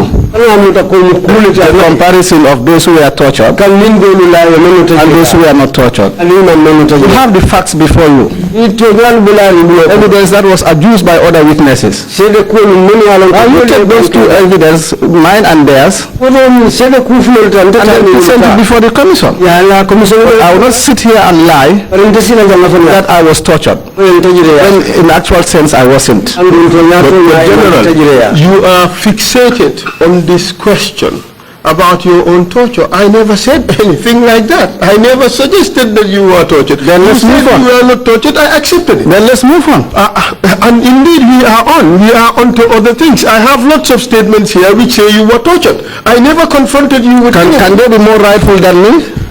But General, I never confronted you with any single one of them. You said many statements that suggest that I was tortured. Yes, I do. I have it here. But yes. I never brought them out to you. But which one is more reliable?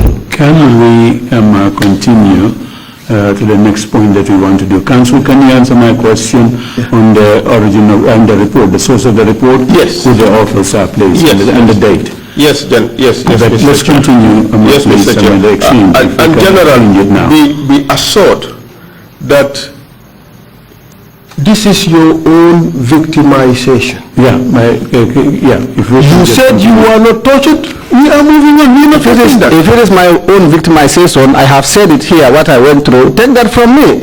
Disregards what you were told by another person. I faced it. I was the one who faced it. If you want to take it from me, go on, please. That is it. Thank you very much, Mr. Chair. But let the record also show that we have not confronted you with anything showing that you were tortured. We did not do that.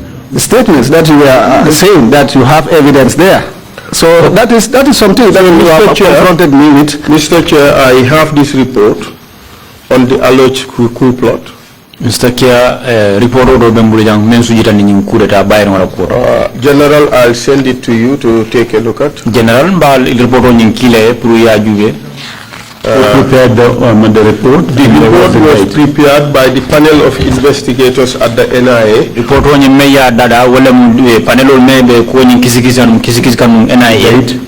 It was January 22nd, 2009. January karoti limonga nimfula 2009 sangolan kola ni report on the members of the panel are listed. Member panel on ngono itol be samingela.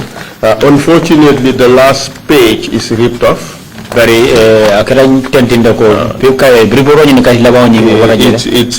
the staple, it's come off, so we would attach it again.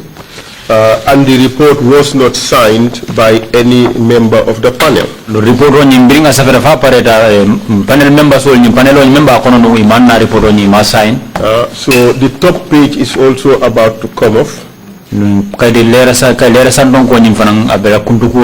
I think the date of the report may be wrong. You see, the typical mistake at the beginning of the new year, people always forget to change to the actual new year.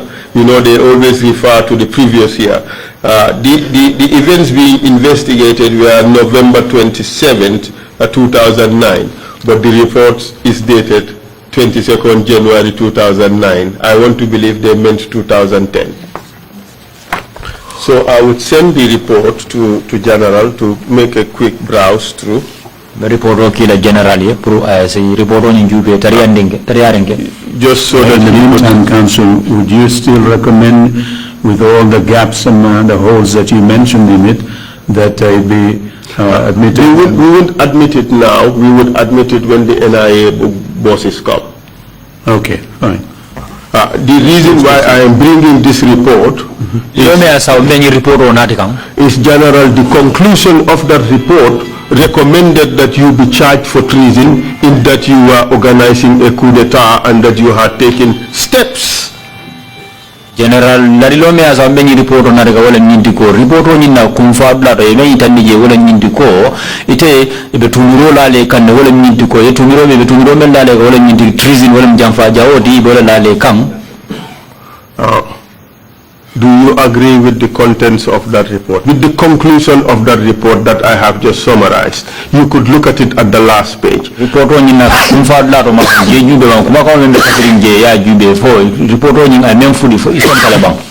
and of course, you pleaded not guilty to these charges that emanated from this report. And report I take it that your answer would be that you do not agree to the findings or recommendations of this report.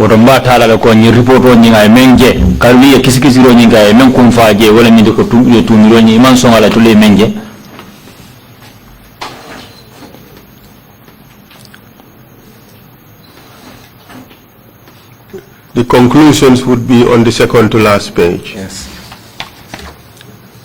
Thank you, Council. I've gone through the report and I deny that this report is not correct, which they suggested that I was part of a group that planned a coup. So I disagree with this report. Thank you, General. Could you briefly just tell this commission what happened that culminated to you being charged with treason?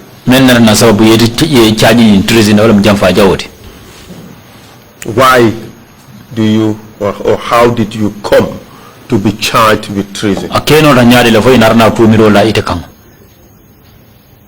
Council, I've talked about our arrest in respect of this alleged coup. It happened that two young boys, small boys for that matter, accused us of planning a coup. These were those named as Ibrahim Asanyam and Rui Jabi Gasama, or Rui Jabi Kujabi whatsoever. Following that allegation, we got arrested, investigated. But it happened that all of us denied the allegation. But that notwithstanding, it happened one day that before we were charged, I still remember it was on a Monday that Abdullah Juf and Brigadier General Omar bin Mbai, were with us at the Mile 2 prisons, were removed from the prisons and taken away. And what we heard later was they were released. And we further heard that on a Wednesday, some others will be released. And on a Friday, the last group that includes myself will be released. But the following day, Tuesday, we saw Abdullah Juf and General Omar bin Mbai been returned back to the prison. Later we came to understand that there was a big concern from the panel members because they felt that once we were released, suddenly the president will turn around and have them arrested. But something led to this release. The president at the time, President Yahya Jammeh, got confused with the briefings he was getting from the panel at the NIA. Because he kept receiving different statements. To the extent that he assigned one Sehu Jallo that he must come to the panel and get the real facts. And Sehu Jallo came to the panel. I recall I was taken before the panel and confronted with one of the witnesses, Ibrahim Asanya. When I narrated what I knew about the coup, and that Ibrahim was given the chance to also explain, Ibrahim started explaining fresh things that were never mentioned earlier. But before he could proceed further, the panel has to call off the confrontation. But all that time, Sehu was there, Sehu Jallo was there taking notes. And it was one boy called JT Kujabi. This JT Kujabi was not working for the NIA. He was not a security officer. But he was in the panel that day. Knowing that this Ibrahim Asanya was trying to reveal the facts, which will lead to Sehu getting the real true story of the allegations. And then knowing that if Sehu unraveled the truth, I mean the panel knowing that, and if he presents those facts to the president, certainly the president will release us. And at that time, if you give a lie to the president and he comes to realize the truth, you, the liar, becomes the victim. So when they knew about that, what they did was, in fact, that was how Sehu went to the president and gave him the true story of this allegation. And the following day, Monday, that was what led to the release of Abdullah Juf and Omar Bunbai. And a plan was in place that on a Wednesday, a team will be released. And Friday, I along others will be the last to be released. But those people who allege us, who fabricated this evidence, when they heard about the release of Abdullah Juf and Omar Bunbai, knowing that the next move is they will be arrested for telling lies against the president, they went and used the DPP, the Director of Public Prosecution. General, allow me to interrupt you here. I hate doing that, but allow me to do so. Who is this person or this group of people that sought to have you incriminated? That have come to realize that this initial allegation is going to fail and they went to the DPP.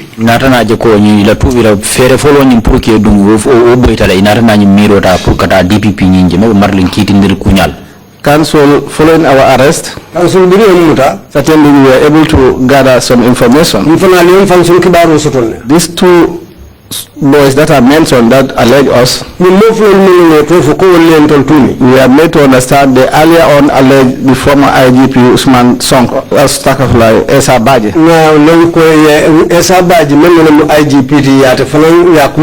He was the first to be alleged. But until he was invited to the NIA, and then all of a sudden things twisted the other way around.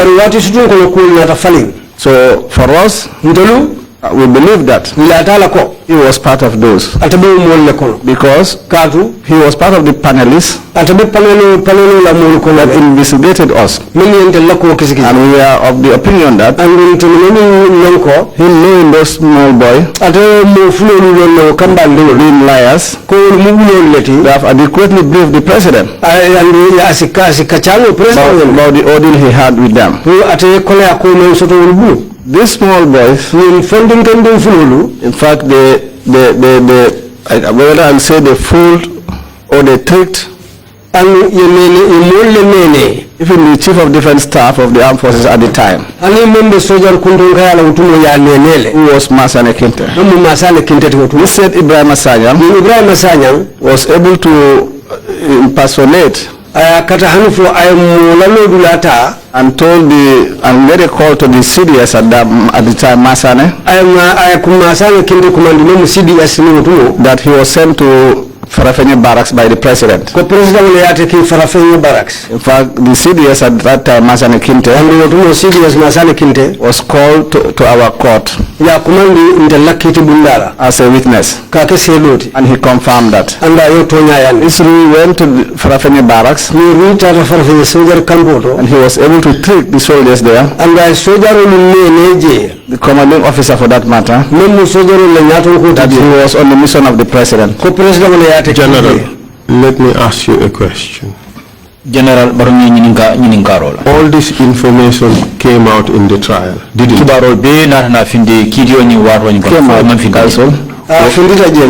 Was this small boy arrested?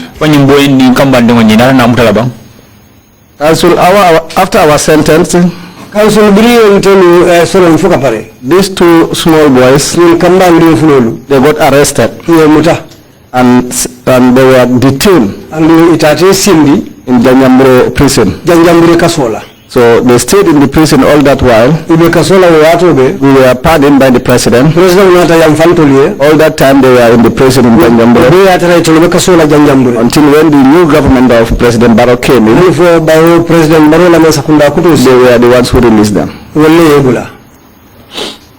But you would agree with me that the system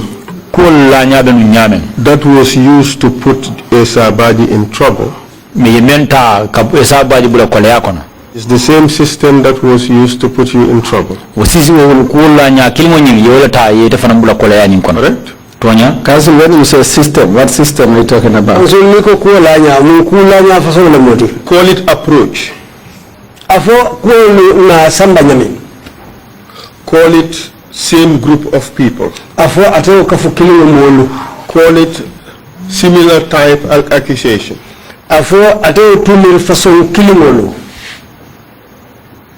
Would you agree? What I would agree to is a group of people certainly wanted to see us in trouble, and they allege us of plotting a coup, which they carried to the president. But sooner or later the president was briefed on the facts by Sehu Jal. I've said it here. Certainly the president started releasing. And if those same people go around using the DPP, the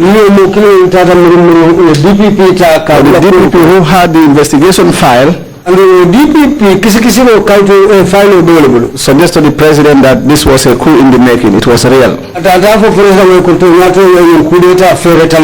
What the president could do at that time was to have us rearrested. And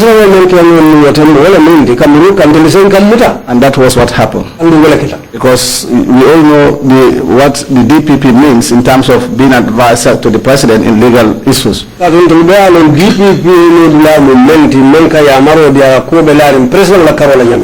General, let's come to the accusation against you with regards to the 2006 coup. Six.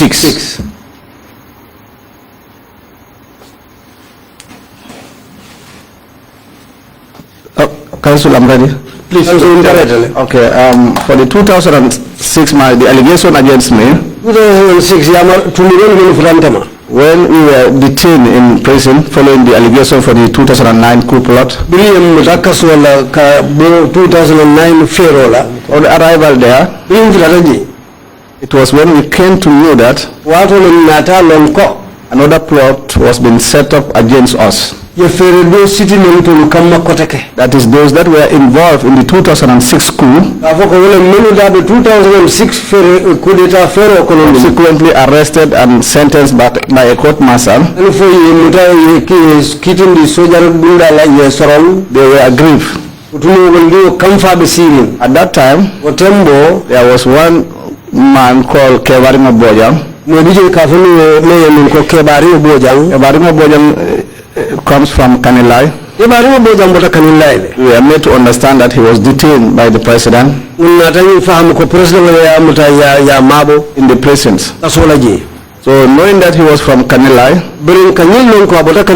and the president comes from Kanilai, this Kevarima Bojang was used by those sentenced in the 2006 coup. Particularly Modu Aliuba, Emeba. Because when we were there, we are made to understand that this Modu Aliuba was the one taking care of this Kevarima Bojang. In terms of helping him, acquire good food and other financial support. So the arrangement they did was, they knew that Kevarima Bojang would be released soon. They put to him that when he is released, let him talk to the president about them, that they are sorry, and that there are other people who are part of the coup. The reason being that they wanted the president to be angry in hearing that news from them. And those people they alleged to be part of the coup was my own self. The other people were Commodore Sajo Fofana, Wali Nyang, Captain Wali Nyang, Navy Lieutenant Silla Kujabi, Navy Bakolo Soldier Lieutenant Silla Kujabi, Fali Jabang, and I cannot remember the names of the other people. So when he reported, when Kevarima was released, presented those plans to the president. At the time, the president didn't know that it was a plan. So Kevarima succeeded in having Modu Aliuba released from prison. He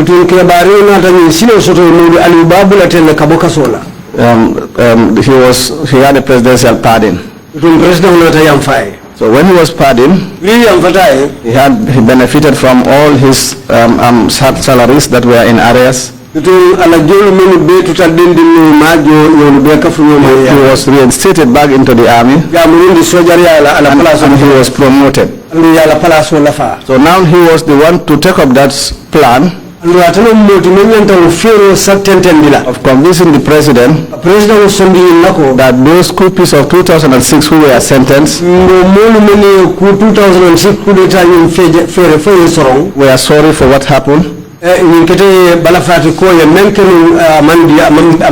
So they want to seek for his apology. And he was to tell the president that myself and those people I mentioned, we are part of the coup. And in doing so, they had hope that the president will release them, the other 2006 coups who were sentenced in Nile 2. So that was how they filtered the information to the NIA that touches on our involvement. And eventually Navy Captain Sajo Fofana got arrested. He was the chairman of the court martial. So all those officers who served in the panel, in the court martial panel that sentenced them,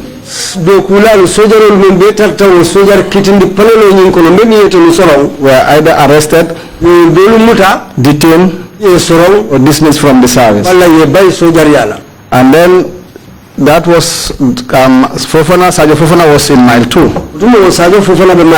Captain Walimya was also detained in mile 2. The others were allowed released, they were dismissed and released to go home. So some of these 2006 coups, whilst we were in mile 2 with them, we have been taken in and out. Bunjadabo was among them. Kamara was among them. Captain Dabo was among them. Allow me, General, to just interrupt. Why were they being taken out and in? What do you mean by that? We were taken to the Justice Ministry and also to the NIA, where they started writing statements to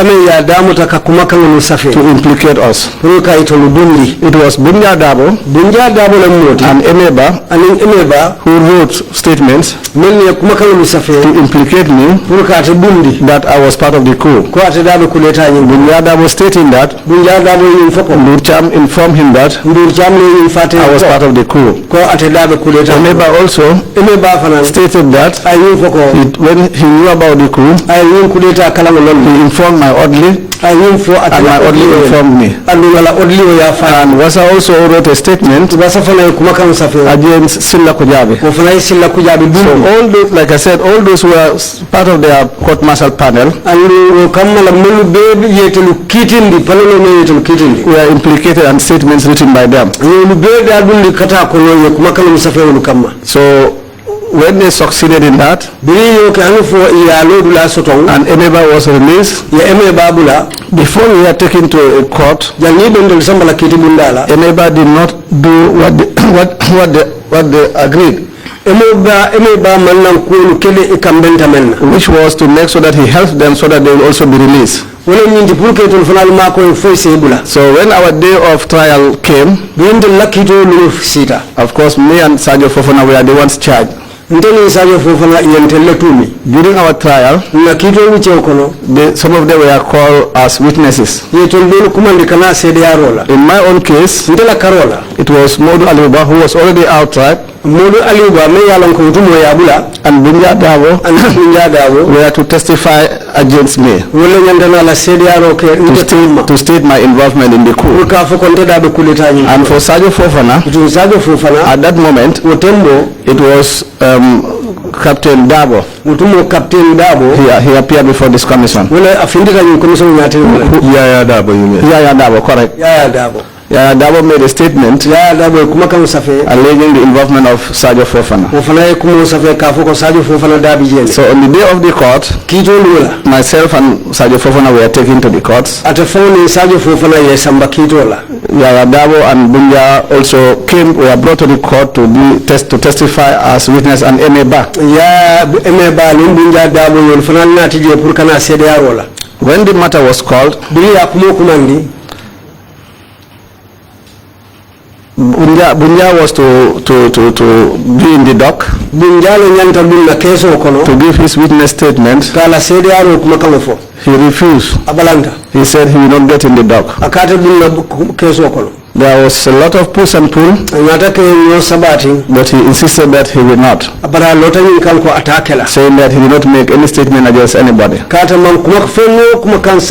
General, he said that he will not swear under oath. Yes, correct. And take the witness box. And the question was whether for an unsworn witness who does not fall within the exceptions of the law, like a child or a person who cannot understand the nature or consequence of an oath.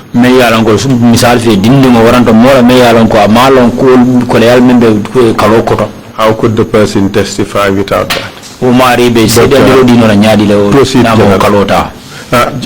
but then, General, just a minute. I stand guided by you, Mr. Chair. It's 3 o'clock. We haven't taken the lunch break. How do you want us to proceed? I was expecting that the General would finish before the lunch break, but it looks very unlikely.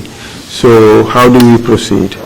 We are hungry to hear the end of his testimony, so let's continue. Thank you very much, Mr. Chair. General.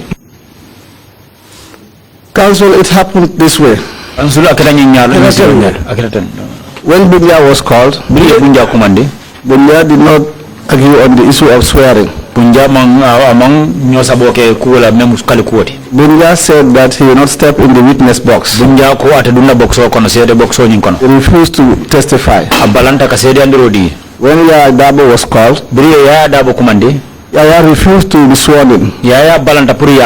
But he accepted to step in the witness box. So eventually, Yaya was allowed to step in the witness box without swearing. So he gave his evidence, and then that was it for the day. But Bunja refused to step in the witness box. So they did not reach at the level of swearing. Then we went back, we were taken back to Marito. A new date was given. We were taken there again. But this time Bunja refused to go to the courtroom. He stayed at the prison yard. But Yaya Dabo accepted to go to the prison. And he was taken. So that day too, Yaya said the same thing. That what he wrote about Fofana's involvement wasn't true. So he's denying that Fofana wasn't involved. But Emeba was there that day. He stepped in the witness box and he told the judge that when he knew about the coup d'etat, he told my orderly that he wanted to see me, and the orderly brought him to me, and he told me about the plan. That was the evidence he gave. But he said he didn't tell me, he was afraid to mention that during the court martial. Because he thought that if he mentioned that in the court martial, I was going to go after him. That was what he said in the court. And then that was how we closed for the day. And then in the subsequent days, she continued testifying until we reached at the room judgment day. The judge was Ikpala. In the judgment, certainly our lawyer was optimistic that we were going to win the case. Our lawyer was Sirif Tambedo.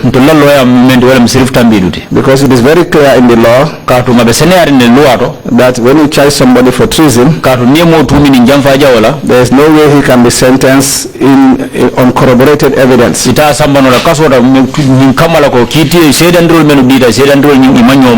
it was obvious that in my case, the evidence adduced by Modu Aliuba wasn't corroborated by any witness. And because nobody adduced evidence against Sadio Fofana, because Yaya Dabo withdrew to testify. So on the judgment day, I was found guilty by the judge Ikpala. Even though that the evidence adduced by Emeba was incorroborated, he still found me guilty. And that was how I was sentenced, even though I was serving a death sentence at that time. Then this judgment was still passed on me. So in the first trial you were sentenced to death? All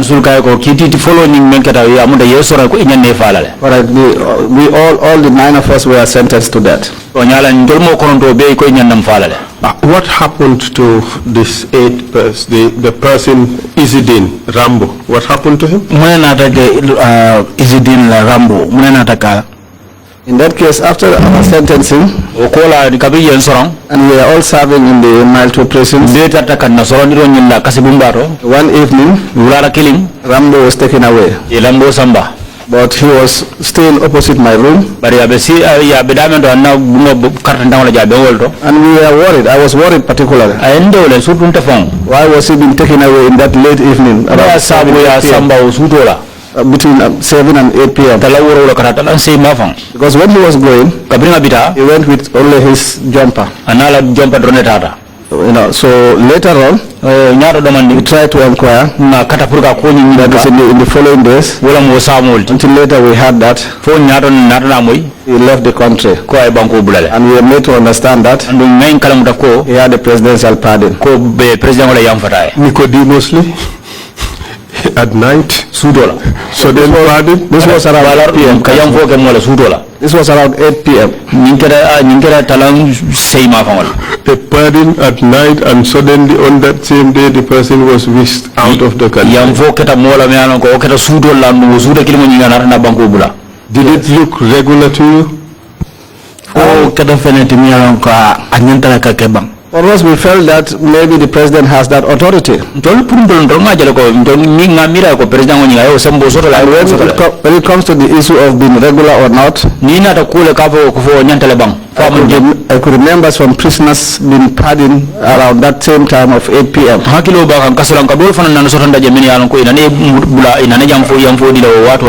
happened on several occasions. Alright, so it was no big deal for you? Certainly, hence it was happening, so it wasn't a big deal. The rumor in town was that he was paid money to release that person.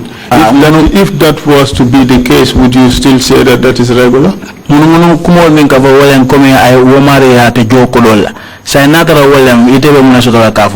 Also, we are not privy to that information. That rumor.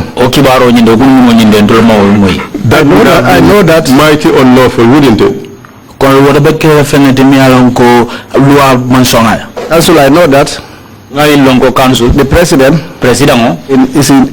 is vested with powers to accord pardon to prisoners. General, could you use former president instead of the president? Because the record may... Sorry, Council. General, nibe diamula isa for President Koto, kakala for President Wani. I agree, sorry, Council. Thank you very much.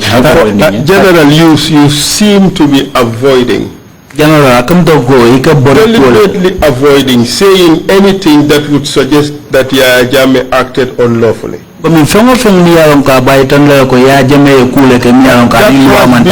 has been the trend of your entire testimony. Council, maybe that is the way you see it. But I know that I'm seated here to talk the truth and nothing but the truth. I don't want to be speculative. In this case of Rambo, we are incarcerated in the prisons. So whatever happens outside, we cannot be able to confirm that. Anything we hear about that will certainly be rumor. That is why this is my position. General, are you still afraid of Yaya Jammeh? General, for Hani Saibes lending Yaya Jammeh. Council, I had never been afraid of Yaya Jammeh. Yaya Jammeh was my president and commander-in-chief. Of course, I have to give him that honor and respect. And even President Barrow, is the same honor and respect I got him. And it's not because I was afraid. No. And General, we all do respect our president and the commander-in-chief. Past or present. But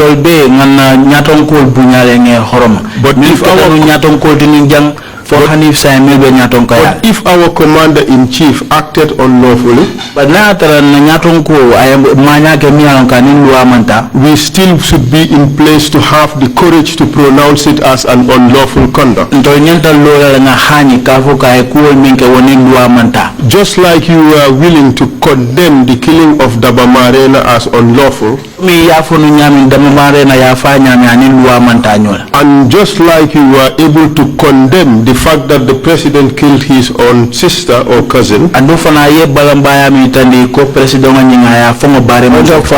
never said that he killed his own sister. You can go through my evidence. I never mentioned that. You seem to have accepted that evidence be brought forward. I never said that because I have no evidence which suggests that he killed his own sister. Okay, when you go home, review the tape, review the record. I would withdraw that, but between you and I, you would know what you said. You can review it. I will disagree when you say between you and I. This is a courtroom where I give my testimony. So, General, I have withdrawn that. Are you satisfied? I am. So when you go home, you review what you have said. And the commission would also review what you have said. But you seem to have condemned the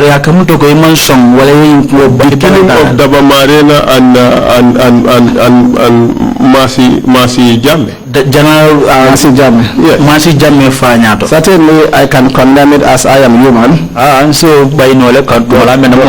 I never made any suggestion that it was the president who killed them. Certainly, when lives are lost, one has to condemn them. Certainly. General, maybe somebody would just cut that part of the video and post it somewhere. But when you go home, watch it, I withdraw the statement as if you've never made it. But the issue here is, even whereas if that is the case, it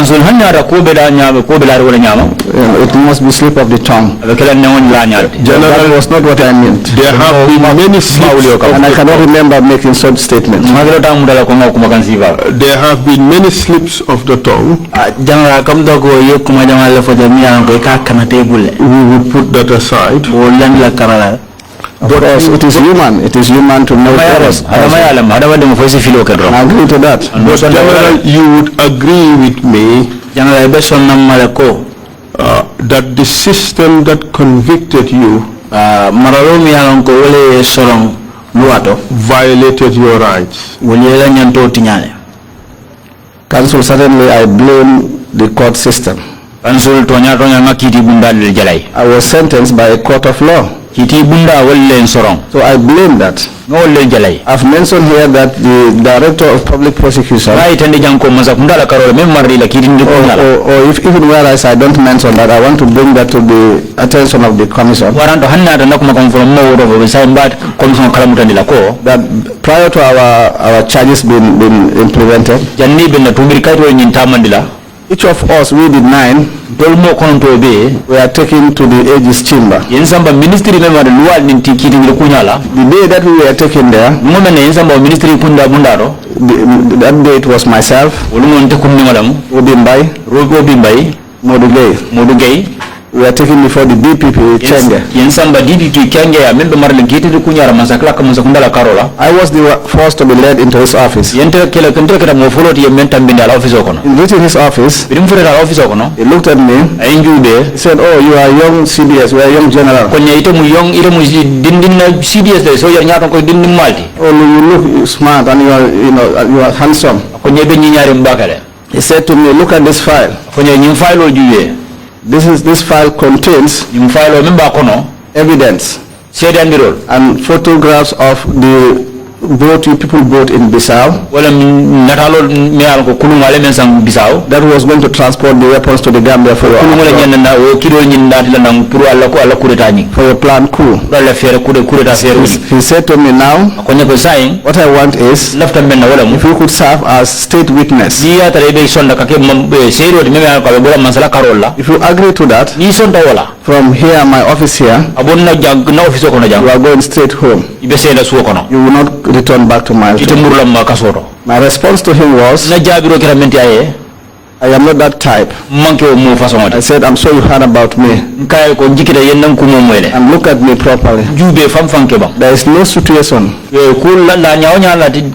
that can warrant me to lie, pardon, and leave my colleagues in the prison. I said, all I can tell you that the allegations were a lie. I said to him, return me back to Mile 2. That was how I was led out of his office. Then Modigay was ushered in the office. The same offer was given to Modigay, which he declined. He was led out.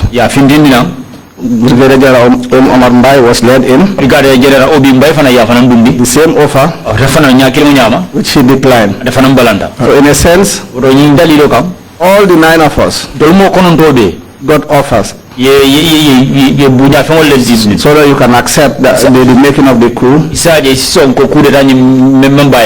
as a witness, and then you'll be pardoned to go home, which we all declined. General, Counsel, you would not have been convicted with regards to the 2006 coup if there was no Emeba. General, tendung loi bulote lale kang foye sorong na tranum Emeba na kumakawal tije. You agree? Counsel, I agree that if Emeba testified before me, the law is very clear on that. Anybody charged for treason cannot be sentenced with uncorroborated evidence. General, your answer could have been a simple yes, and we save all that time. So like I said, this is not a court procedure. This is an investigation. I should be allowed to explain further. That is what I'm doing. But you haven't given any further explanation. All you have just done is just to move on to issues that you were not asked. But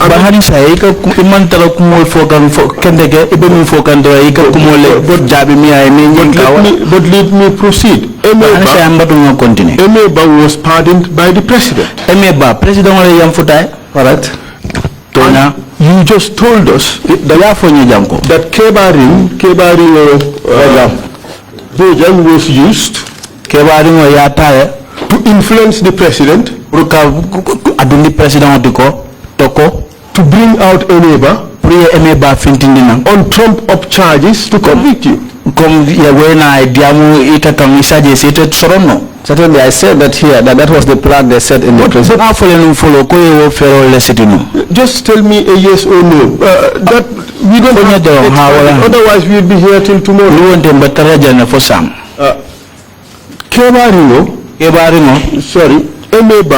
Emeba was facilitated by Jame.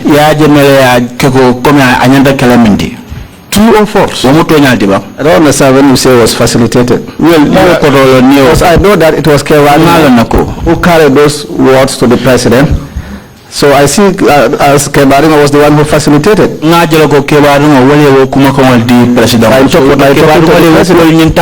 are prepared to blame everybody else except Jame, who accepted. Who approved?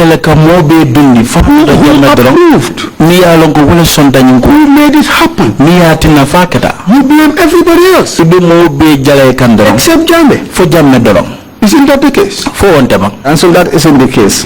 When you talk about who facilitated for Emeba to get out of the prison, it's obvious that it was Kebaringo who facilitated. And it was the president who approved. Exactly.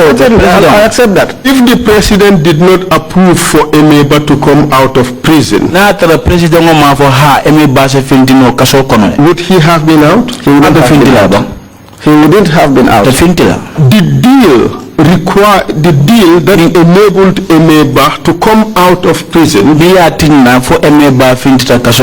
have his dues paid, given double promotion, and he testified against you, would that have happened without Yaya Jammeh? And so members, officers in the Gambian Armed Forces, their promotions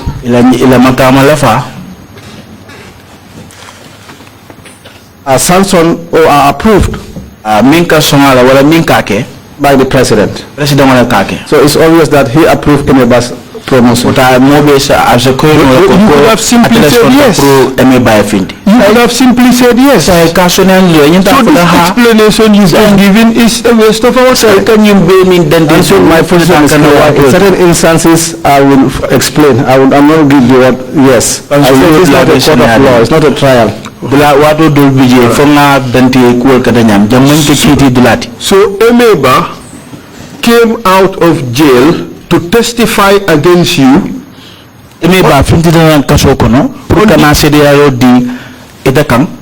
on the basis of a deal with Yaya Jammeh. On the basis of a deal with Yaya Jammeh. Obviously. This is the problem between me and you. I wasn't aware of a deal between Emeba and President Yaya Jammeh. But it is obvious you are just denying a patently obvious fact. You told us the deal organized by Kebaringo from Kanilai. Kebaringo from Kanilai. He was used to convince Yaya Jammeh. Yaya Jammeh brought out Emeba from prison. Gave him back all his back pay. Gave him double promotions from captain from lieutenant to major. You were charged on the basis of his allegation. And you were convicted on the basis of that. You are prepared to blame everybody else except Yaya Jammeh. General, that is glaringly obvious.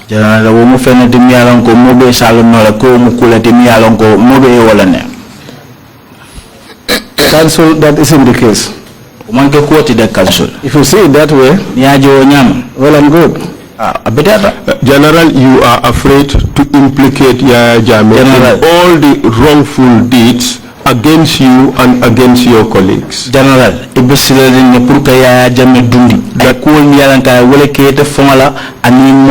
that is the fact. If that is your position, fine. And General, in fact, that is the reason why you were released. When you were released from jail, you wrote to Yaya Jammeh. And all you did was praise him. There was nowhere in your letter where you in fact suggested the unlawfulness of your imprisonment. I will send you a copy. And perhaps maybe you should read out the letter yourself. You agree that you were wronged by the country.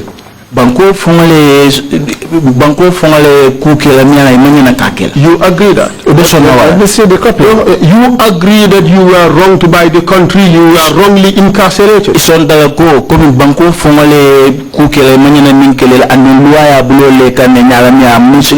I have said that several times. Exactly. Take a look at the letter. And read it out.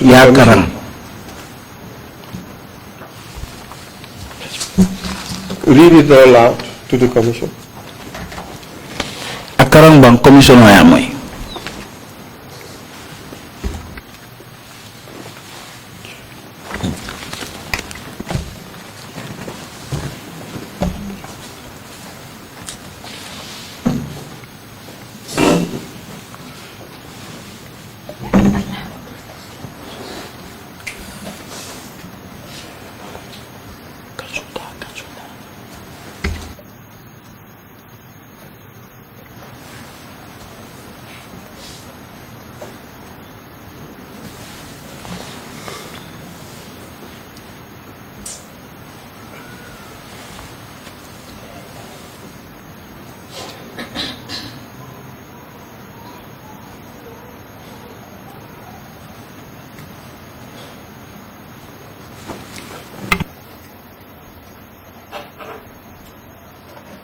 So what is the connection for me reading this letter here? Council,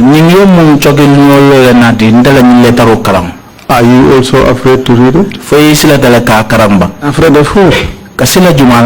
To read it out to the public? I don't think that should be your assassin. Just ask me. I'm just asking you. I ask you first.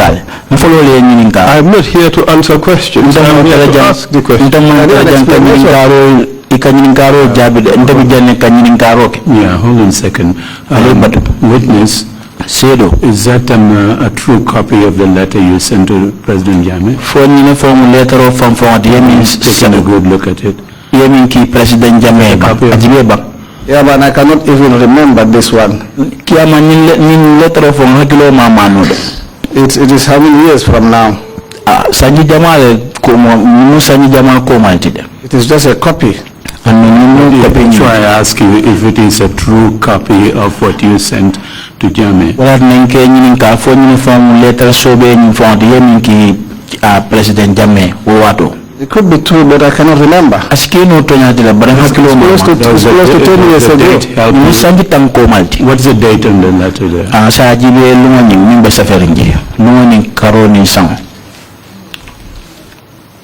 Yes, so there is no date. That's why I cannot remember.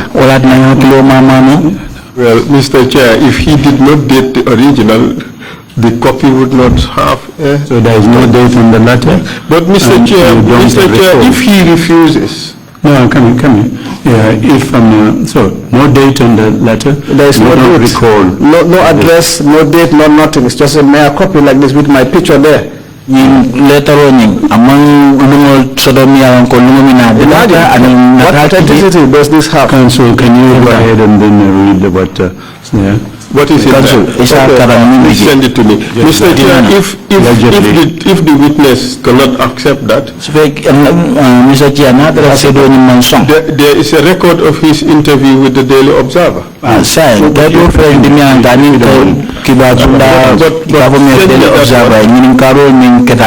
Just give it to him. And spend time on just this. I will read out. Please go ahead. I will read out the letter of appreciation.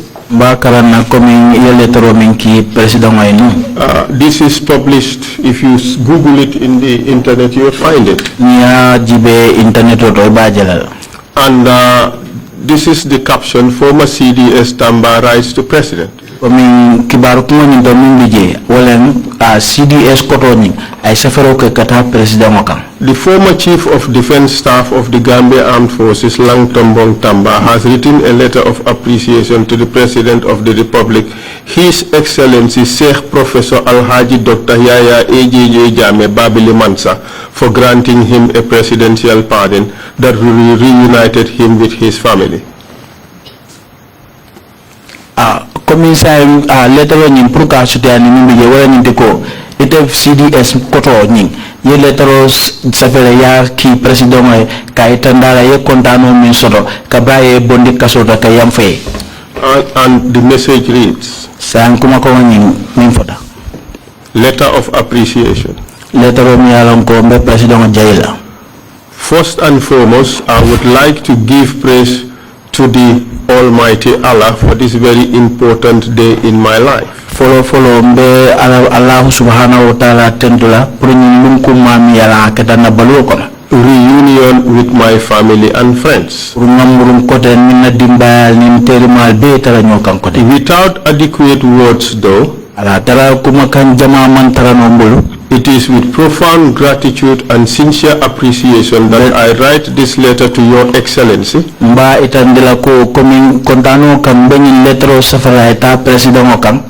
For exercising the prerogative of mercy by releasing me from sentence. My release is of utmost benefit to my family and relations. And therefore, we will continue to be grateful to you for this generosity of spirit. I pray that Almighty Allah continue to protect you on all fronts.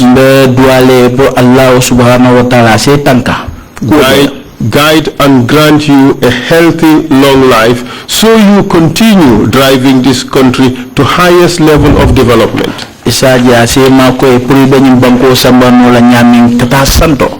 Your Excellency, Your Excellency, the President, your action has sent an important message to the whole world.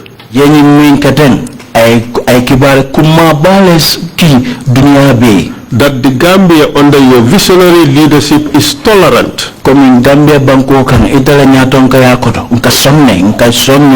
respects our cultural norms and values, as well as wishes, within the context of our governance system,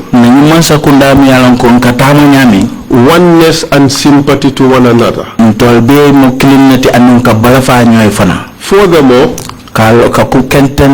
this audacious initiative clearly reiterates your democracy, which upholds our cultural and religious norms of mercy and forgiveness.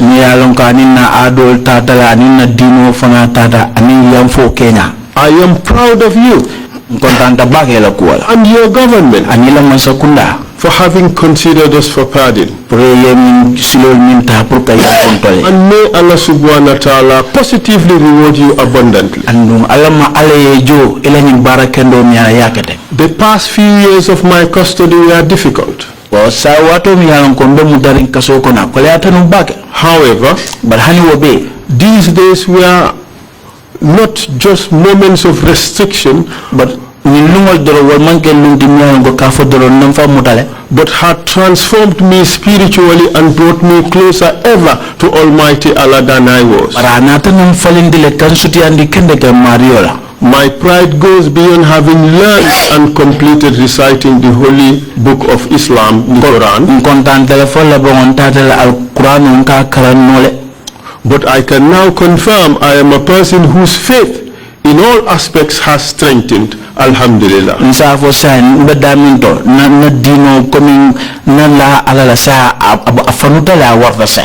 Excellency, it is my conviction that your decision to release all ex-convicts was against the spirit of tolerance.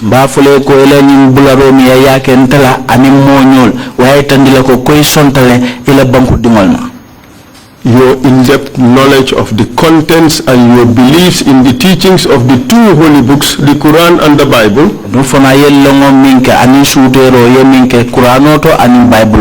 Pan-Africanism, sympathy, national reconciliation and development. It is within the same spirit, therefore, that I wish to pledge to you the government and people of the Gambia, of my allegiance at all times and forever.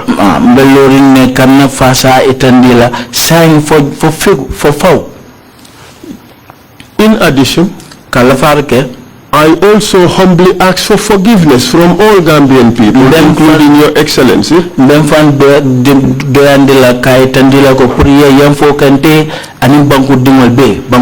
That I might have wronged or caused any inconvenience while I was serving my custodial sentence.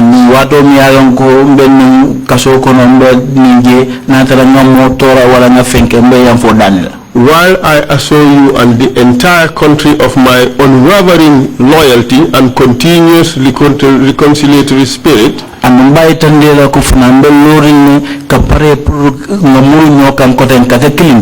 I must state that under no circumstance will I forget your nobleness in pardoning me. Sincerely, therefore, may I take this prospect to, on behalf of my humble self and on behalf of my family, profoundly thank you for the good gesture and wish you and your first family good health and long life. Furthermore, and to end my letter for now, I wish to deeply assure all contents of this letter emanate from the floor of my heart.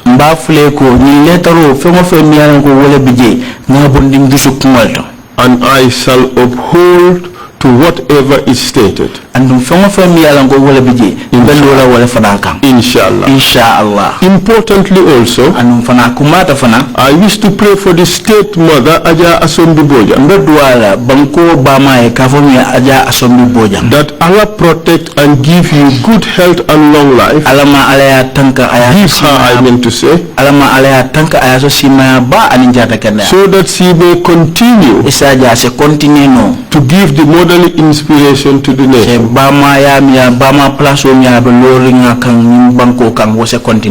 In conclusion, accept please Your Excellency the assurances of my highest consideration and fraternal esteem. Long live the Gambia. Long live Your Excellency. I remain your servant, Tombong Tamba, former Chief of Defense Staff.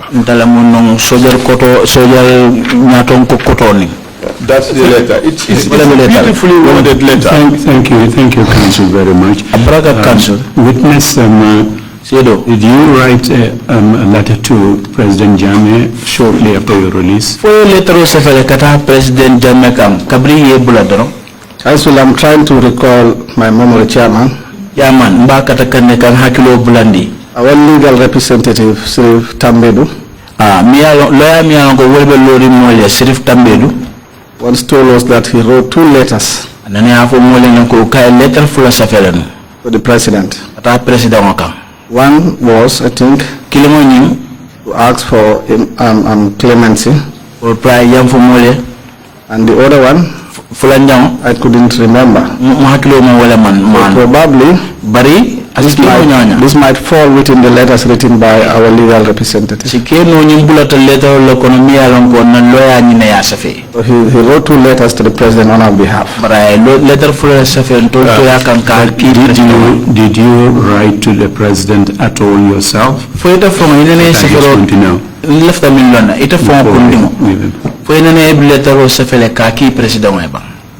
Chairman, I'm saying that usually when it's our legal counsel who writes to the President on our Chairman, and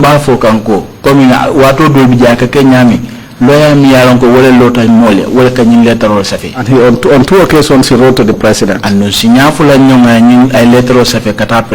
So did you yourself ever write to the President shortly after your release?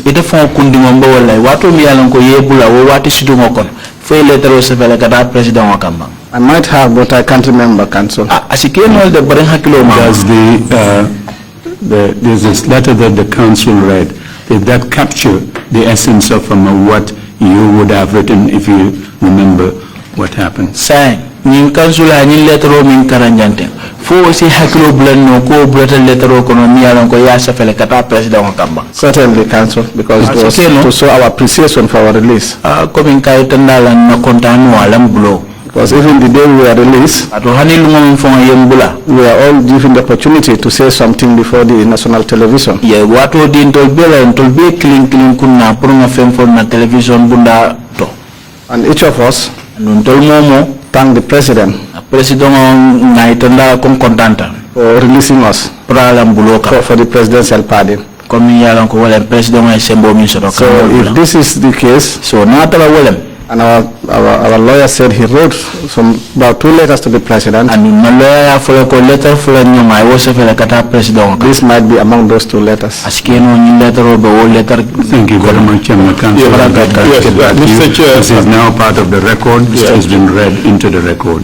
Mr. Chair, there is also an interview with the Daily Observer. Mr. Chair, anane ninkaro ni jabiro sorota tema ikafo kekibar bunda mi Daily Observer. Kindly take a look at it.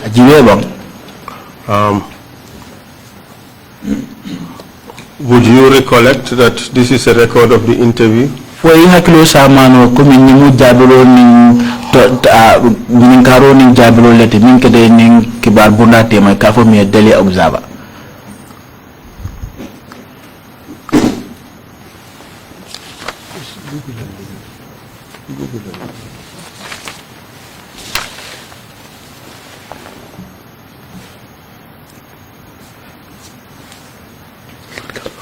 And Mr. Chair, I just want to put on the record, Mr. Chair, that this letter did not purport to emanate from lawyer Sirif Tambedu,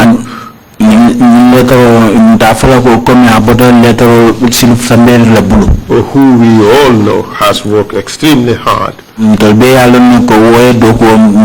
in cases of this nature, and to which we are grateful. And so what is your evidence on that? He was our legal representative. My evidence is that the letter purports to emanate from Tombong Tamba, former Chief of Defense Staff. All I'm saying is that is what the record shows. Sorry, interpreter. The point is well noted, the Council. Thank you. It's been read as part of the record. So we move on to the interview situation, not spend time on this now. Do you recall having made this interview, General? Yes, I did. Would you agree that this is the record of that interview?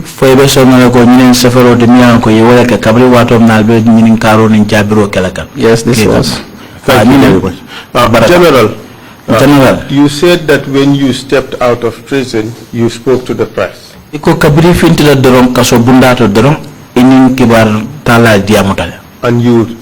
all of you thanked the president. Yes, I did. My purpose of bringing this out is no other reason but to show that this was the system. Everybody had to praise the president and thank him for pardoning you, irrespective of whether you were unfairly or improperly detained or convicted.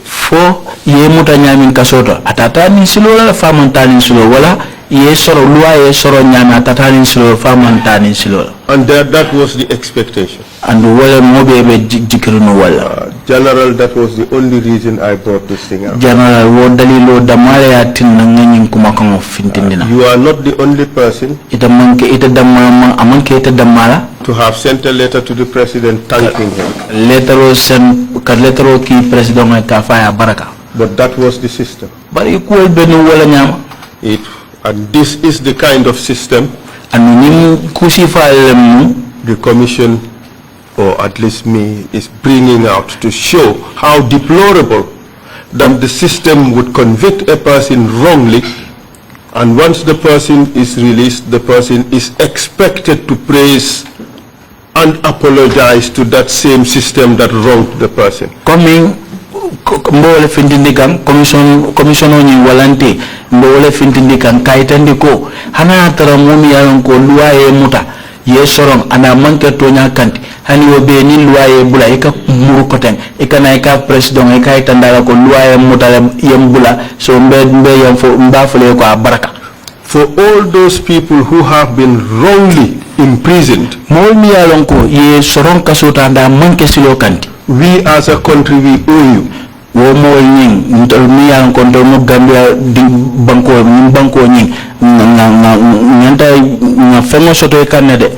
have to correct that wrong we have done against them. And not expect them to turn around and sing praises to the president who is responsible for wrongly putting them in jail. And among the fintila na president o jay ayatra wo kan ko ay soron kaso ko no nyala miyan ko anin luwa manta. And that is the point. And where from quoted. Thank you, General. General Balaka. I have no further questions. And Mr. President, Mr. Chairman, I will ask to put the two reports. You know, at the ICC we always say, I'm sorry, Mr. Chair, it was habit. So I would ask that the two documents be put in evidence. Mr. Chair, exhibit numbers? I will give you an exhibit number after this break. Fine. Thank you. Could the Secretariat get me the document, please? Thank you very much indeed. And if the commissioners don't have any questions, we will have the General make his closing remarks. Commissioner General is a before he gets to that one, there is one very, very small point that I want him to clarify. But the General for the Lord could be offending the I don't know if it's in connection with the 2009 attempted coup. For Malam Fanning Fay, you should have me go well and could bio mean Katan 2002. Did I understand that the country was plunged into a political and perhaps a conspiratorial mayhem by what you refer to as two small boys, 7, 9, 10-year-old, in the Gambia in that kind of chaos? Come for dinding around me, if I have a word dinding careful. Me along go look at a modinanko, Kafuta Dentanola, coming Kanin Banco Dundi, Banco Tatano Munkonan, Wato. You refer to them as small boys, two small boys. How old were they? Yeah, for Janago, Mukambandin, Dinding Fula. Ako Wato, full Besanji Jelle, Wato. They might be around 15, 16. Skino Besanjitani Lulu Sanjitani War. Extraordinary. Please proceed to make your closing remarks. As a continue a year, Kumakala di Commissioner Nyatoja. Chairman of the Commission, Chairman of Commission Auto, young members of the Commission, and him all me around Commission Auto, young Lead Counsel, Deputy Lead Counsel, and I know Malanko,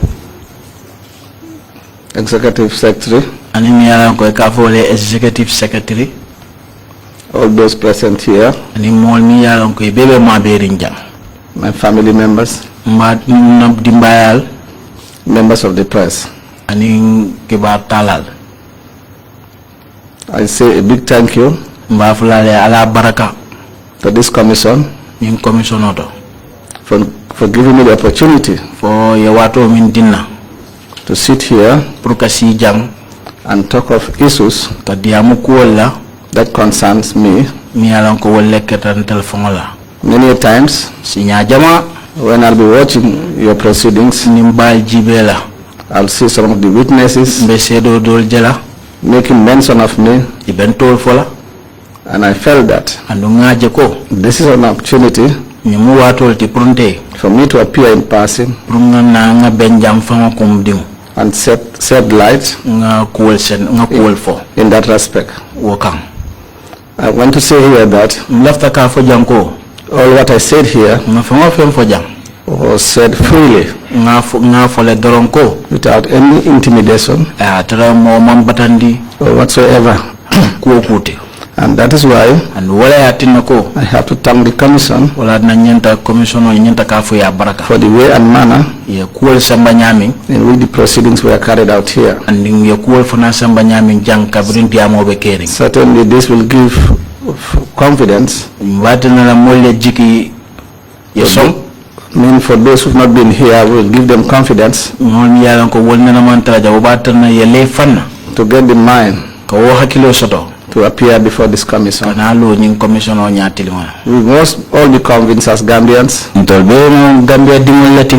that there is no, we must all be convinced as Gambians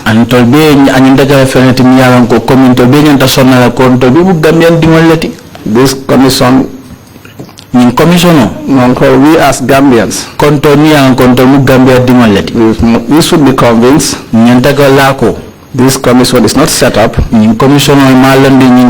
for a witch hunt, but instead to uncover things that have happened, because it is only uncovering those issues that can help us all to make the corrections. And it is against that background that I decided to come here. And I want to assure you that all what I said here, I have said it to the best of my ability.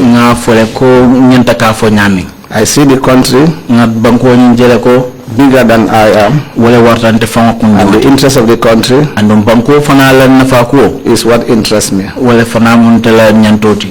You have a big task to carry out, but I'm happy you are doing it fine. And with Allah's guidance, certainly you will do this to the best satisfaction of all Gambians. Certainly it may not be possible for all to be satisfied, but I'm happy that I've seen the majority of the panelists, the commissioners, are all elderly people. Most of them are parents, and I've known some of you, and certainly I have confidence in this commission that it will discharge its duties. Because like I said earlier, I know there are certain books that will guide us. And when I see landed people in the Quran, and landed people in the religion of Christianity, that further gives me hope that the deliberations of this commission, that further gives me hope that it will be done in the best of their ability, without fear or favor, ill will or affectionate. To we Gambians, let us see Gambia. Let us see Gambia first. The trend in this country is very sympathetic. We have taken politics to put it at the forefront of everything. Let us be reminded. Politics is just like a game. When we're in the field of football, you have 11 players in both sides. At the end of the day, one team has to win. Politics is the same. All sides cannot be winners. But it is important that One team that wins, team kilimo mi wala ganyata, we all celebrate together. Because we must be reminded that we the elderly, our days are gone. So we have to work hard to leave a good legacy for our families and others yet to come. My appearance here today was centered on so many areas. I was a former Chief of Defense Staff of the Gambian Forces. And I thank God that I happened to be the first to be promoted to general rank. It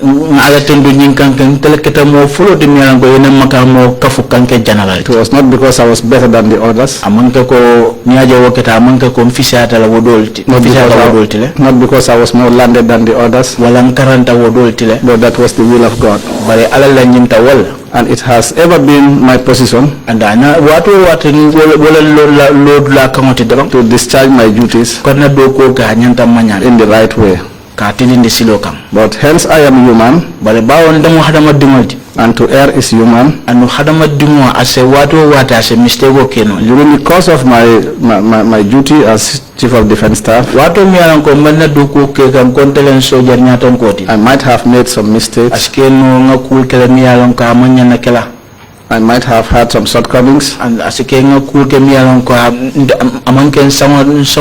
that wasn't deliberate, that wasn't willful.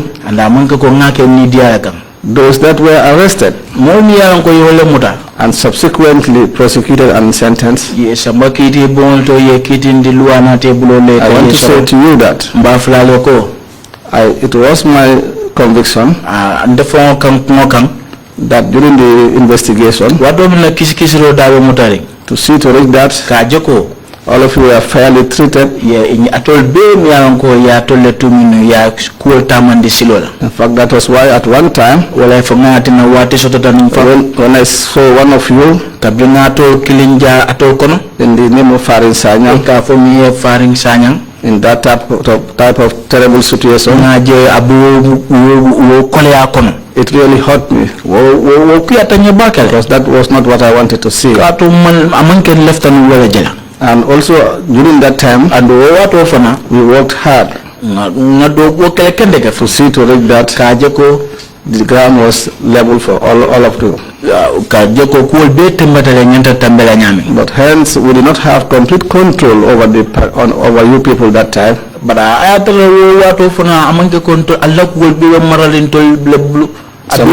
some things might have gone wrong. As I was the most senior on the ground that time, I wanted to take charge of all situations. I wanted to take charge of situations at the time.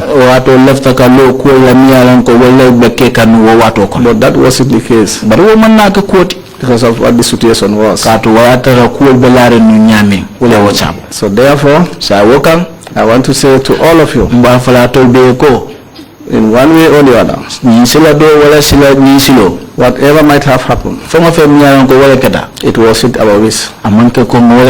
It wasn't our will. To the extent that some of you went through some difficulties as testified by you before this commission. So I'm saying that if I have in one way or the other, if I have in one way or the other wrong any of you, I want to tell you that it wasn't deliberate, it wasn't intentional. Then I say sorry. I've said it here to err.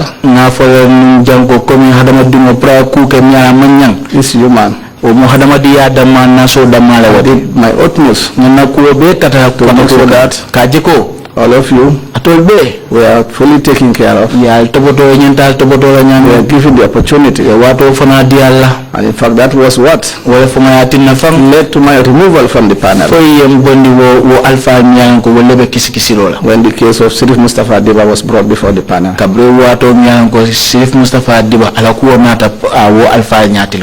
So I say sorry to all Gambians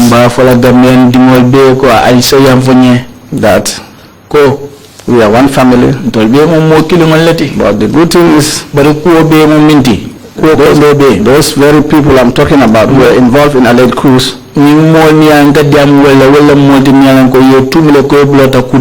I'm happy that during the investigation they accepted during the court martial they denied their involvement. But when they appeared before this commission, they all confessed of their involvement. That yes, they were involved. So the bottom line is yes, they were involved. Probably their denial might have led to some actions being taken.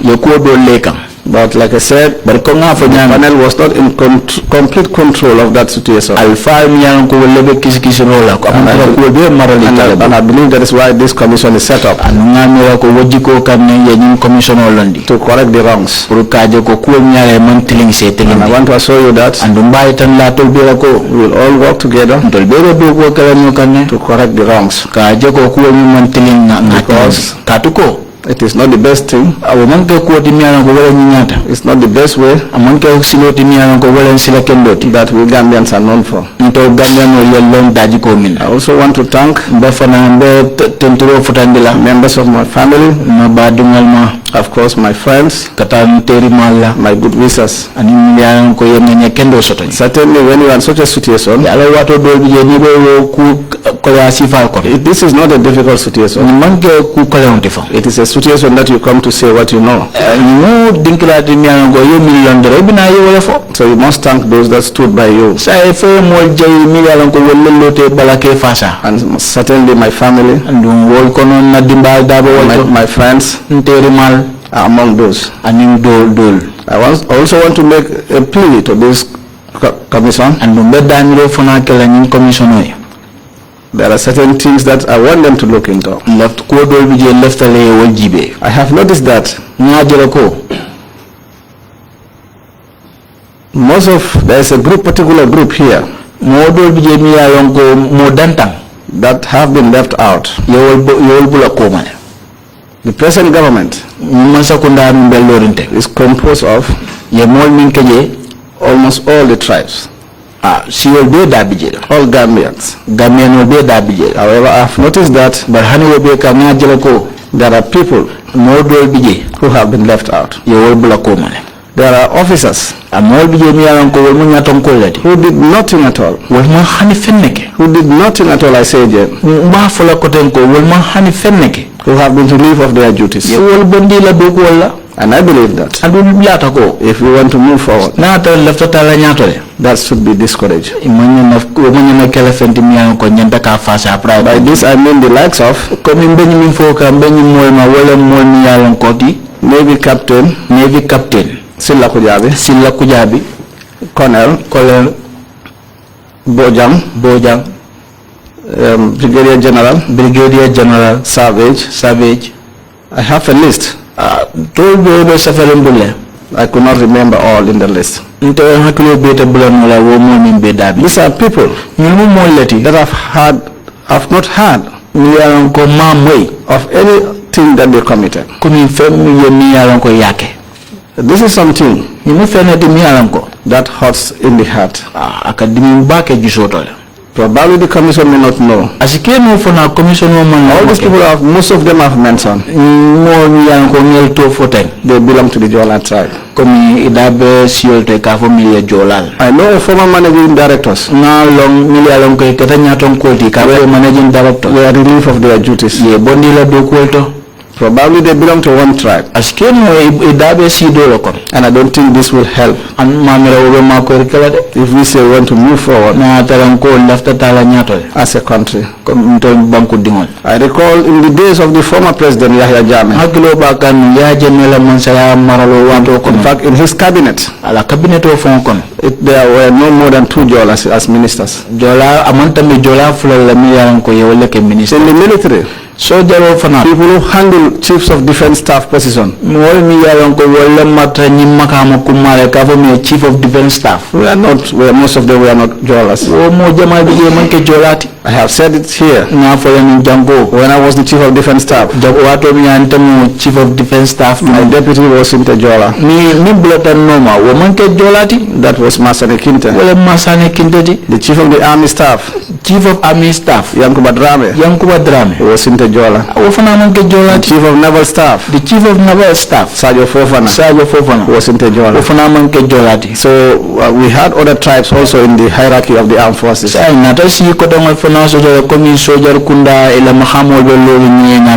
But for now, I can say most of the officers who belong to a particular tribe, particularly the Jola tribe, have been relieved of their duties. This country, the Gambia, never experienced any tribal sentiments. I personally sitting here, I'm a Jola by tribe. My first wife is a Jola by tribe. My second wife is a Cyril Wolof. With my first wife, the Jola, those who know us will attest to this. I have never spoken Jola with her. Our language of communication has been Mandinka. Up to today we communicate in Mandinka. Because we were made to understand that language doesn't matter. It should not be a barrier.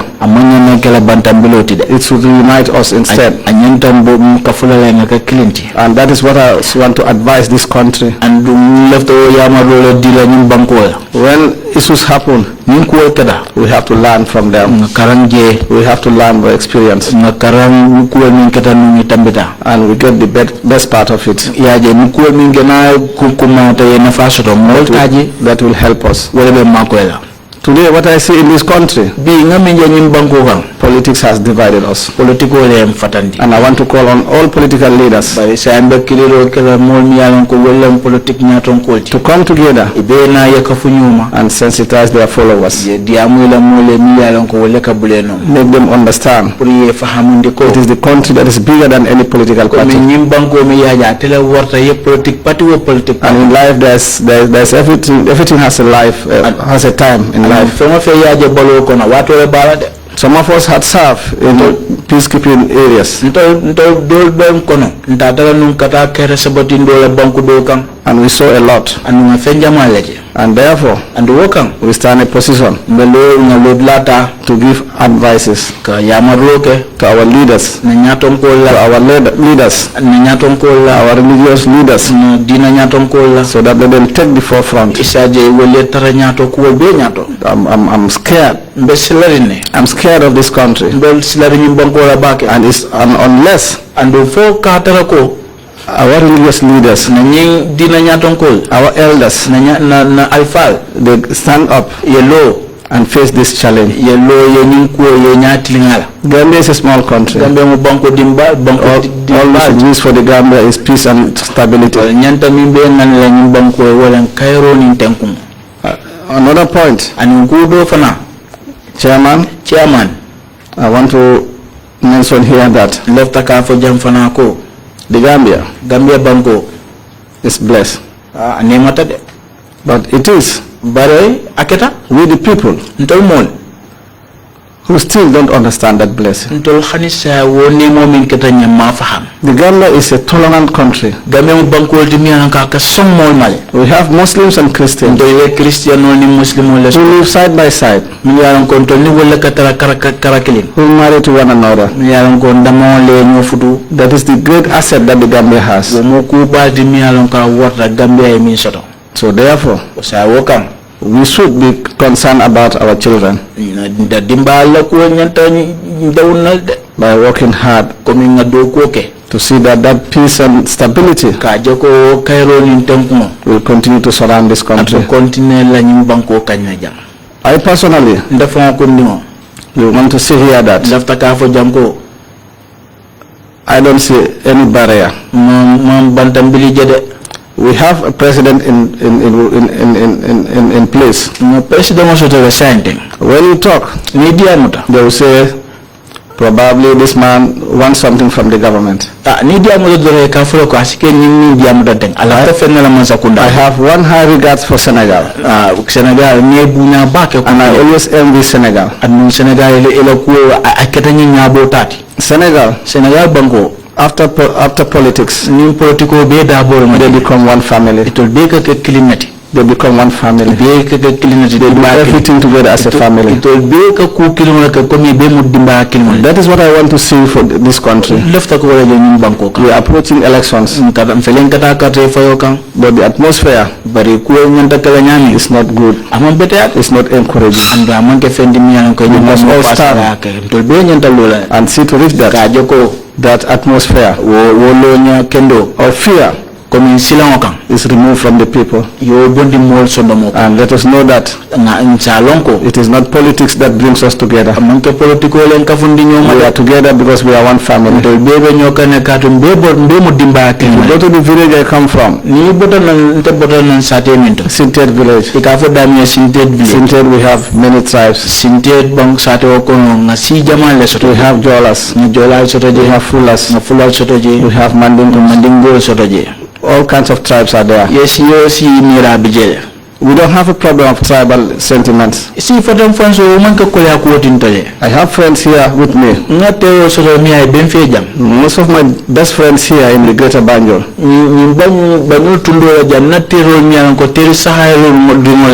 Some of them are Fullers.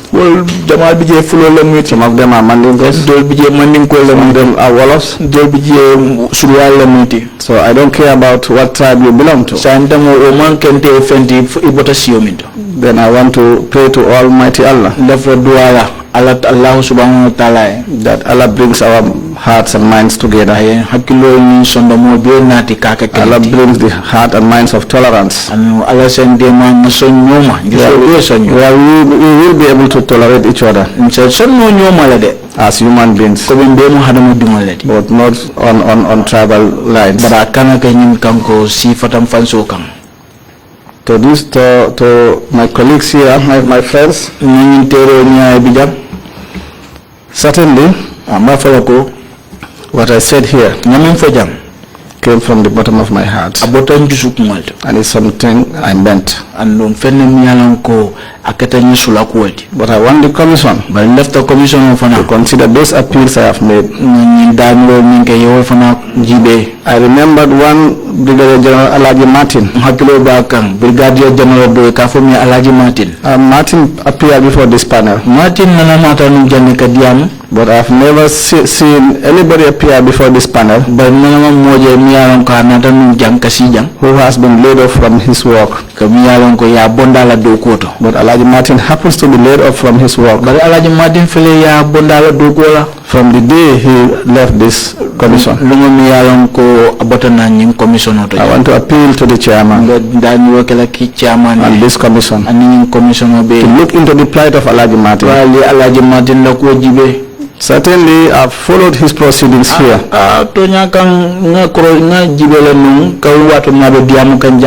I've never heard where he had killed somebody. Some of the witnesses that confess killing, they are maintaining their jobs. Probably this has not come to the attention of the commission. That is why I decided to bring that forward here, so that it could be looked into. Chairman, commissioners, lead counsel and lead deputy. I think I don't want to bore you with a long statement, but I want to assure you that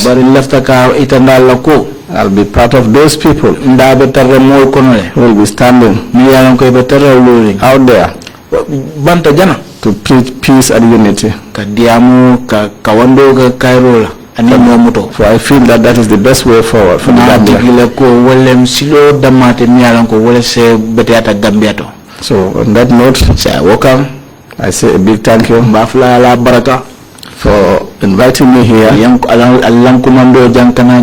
My coming here was not based on a force. I wasn't forced. I was requested to appear here, and that is how I came. Thank you very much for your attention.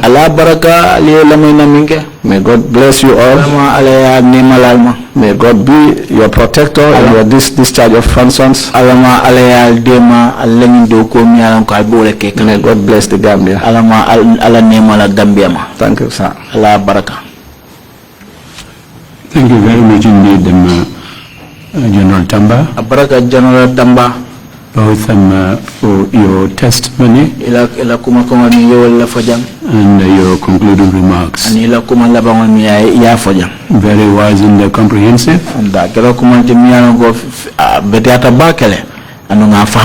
We thank you enormously for coming to testify. There is a general recognition that our country is a tolerant country. Our society is a peaceful society and a harmonious one.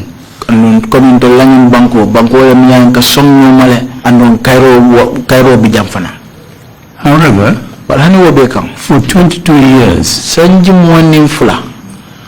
horrific violation of human rights and abuses occurred here.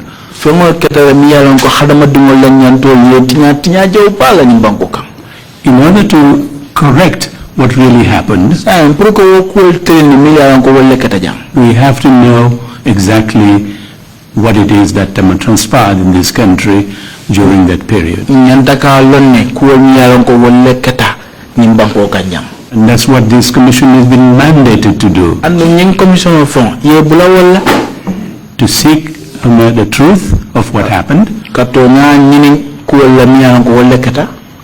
And we are going to continue doing that. With no deviation. Not any entity would intimidate us from that objective.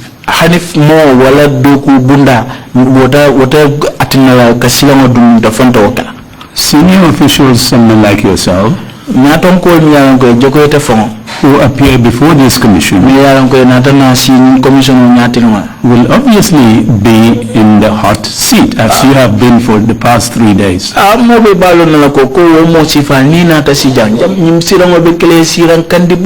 It is not going to be as the same Mandinka Purabema. The hot seat that you have been in for the past 3 days, it's obvious it's going to happen. We're going to put any leader, any person who had responsibility at a very high level in the same hot seat to assist us in establishing the truth.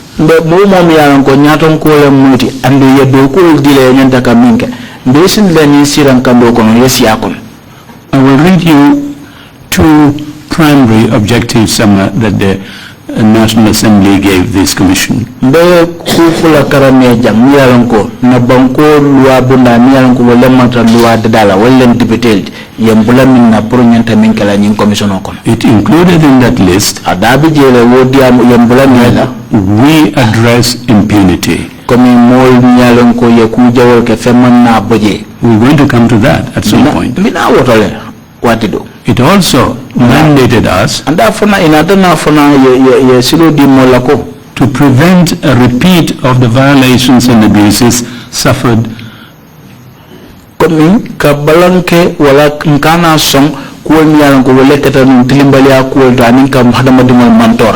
making recommendations for the establishment of appropriate preventive mechanisms, including institutional and legal reforms. We have for the past month or so been looking at institutional issues. We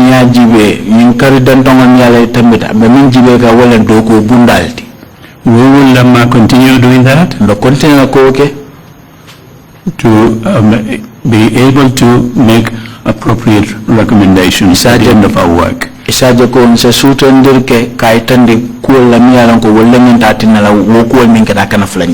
Nothing would deter us from pursuing this mandate. We will do it until hell freezes over.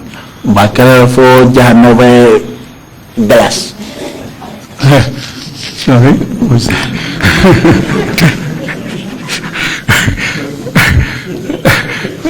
until hell freezes over. Well, I don't know how you're going to translate that, but I was leaving that to your interpreter. But I just want to emphasize that we are not going to be deterred from what our objective really is. Again,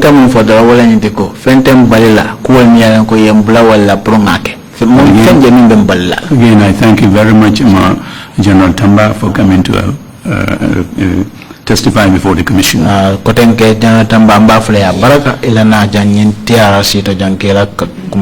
Council, before we conclude, you have some exhibit numbers to give, I believe. Please proceed. Yes, I will provide them tomorrow, Mr. Chair. Oh, tomorrow. Thank you.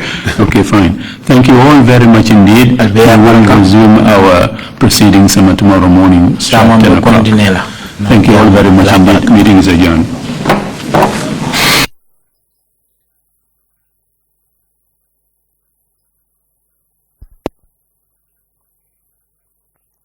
Switzerland and the rest of the world, Supersonic's money transfer has got you covered. With the largest payout network in the Gambia, you can now receive your monies anywhere you are, from Kartong to Koina, with less hassle. Yes!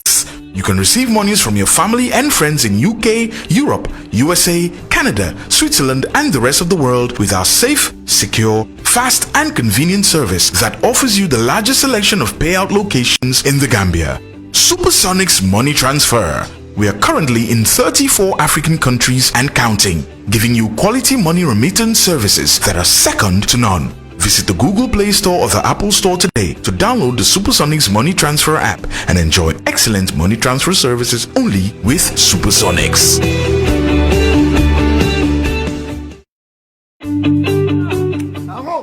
Moro! Bari biba ma diari mbakel.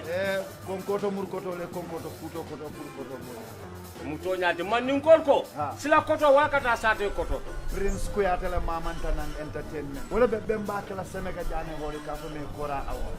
Kala pura denti. Mbe korontoro kan ala kanam fa jande woni. Yenyum kora bemba minda kanake Gambia jang. Sato dao da tata jenkama de ka fo kora awo. Amma kan man tenkunno bankoka. Iko banko nyaton ko minketa Adama Baroti anala numonyo first lady. Ye nyim ben kere sika ya ditel la ka nyaton ko Amadou Kora wo fanam be jele don ajaratu fatu sonko bakaw Kora mansa ni aje be kumbola tumbun ko to salon ko dal ko lon sabu Kora man ke bi fenti baraka ha ngoy batar la be on mbeje ko dura anda mo be mele neti